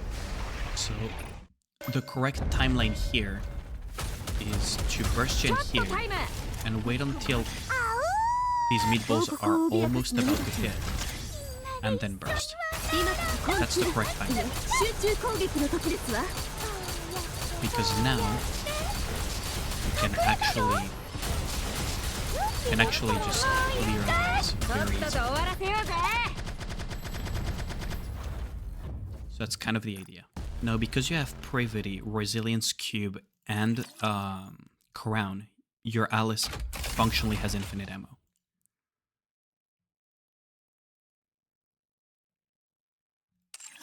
Just realized the game is way zoomed out. But yeah, okay, so that's kind of the idea of what you would have to go for.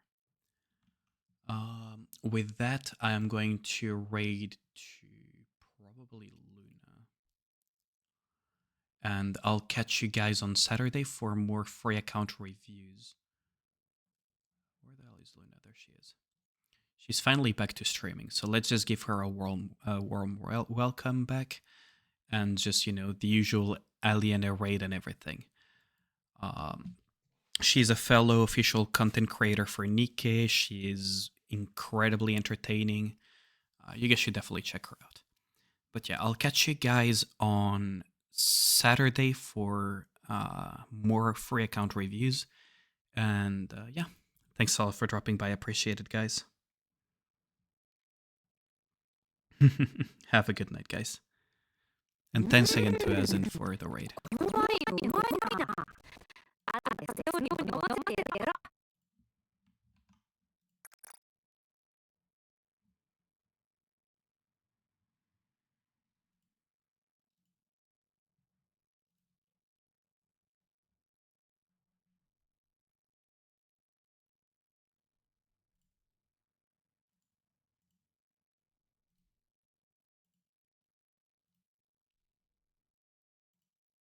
Seventh Dwarf Lady.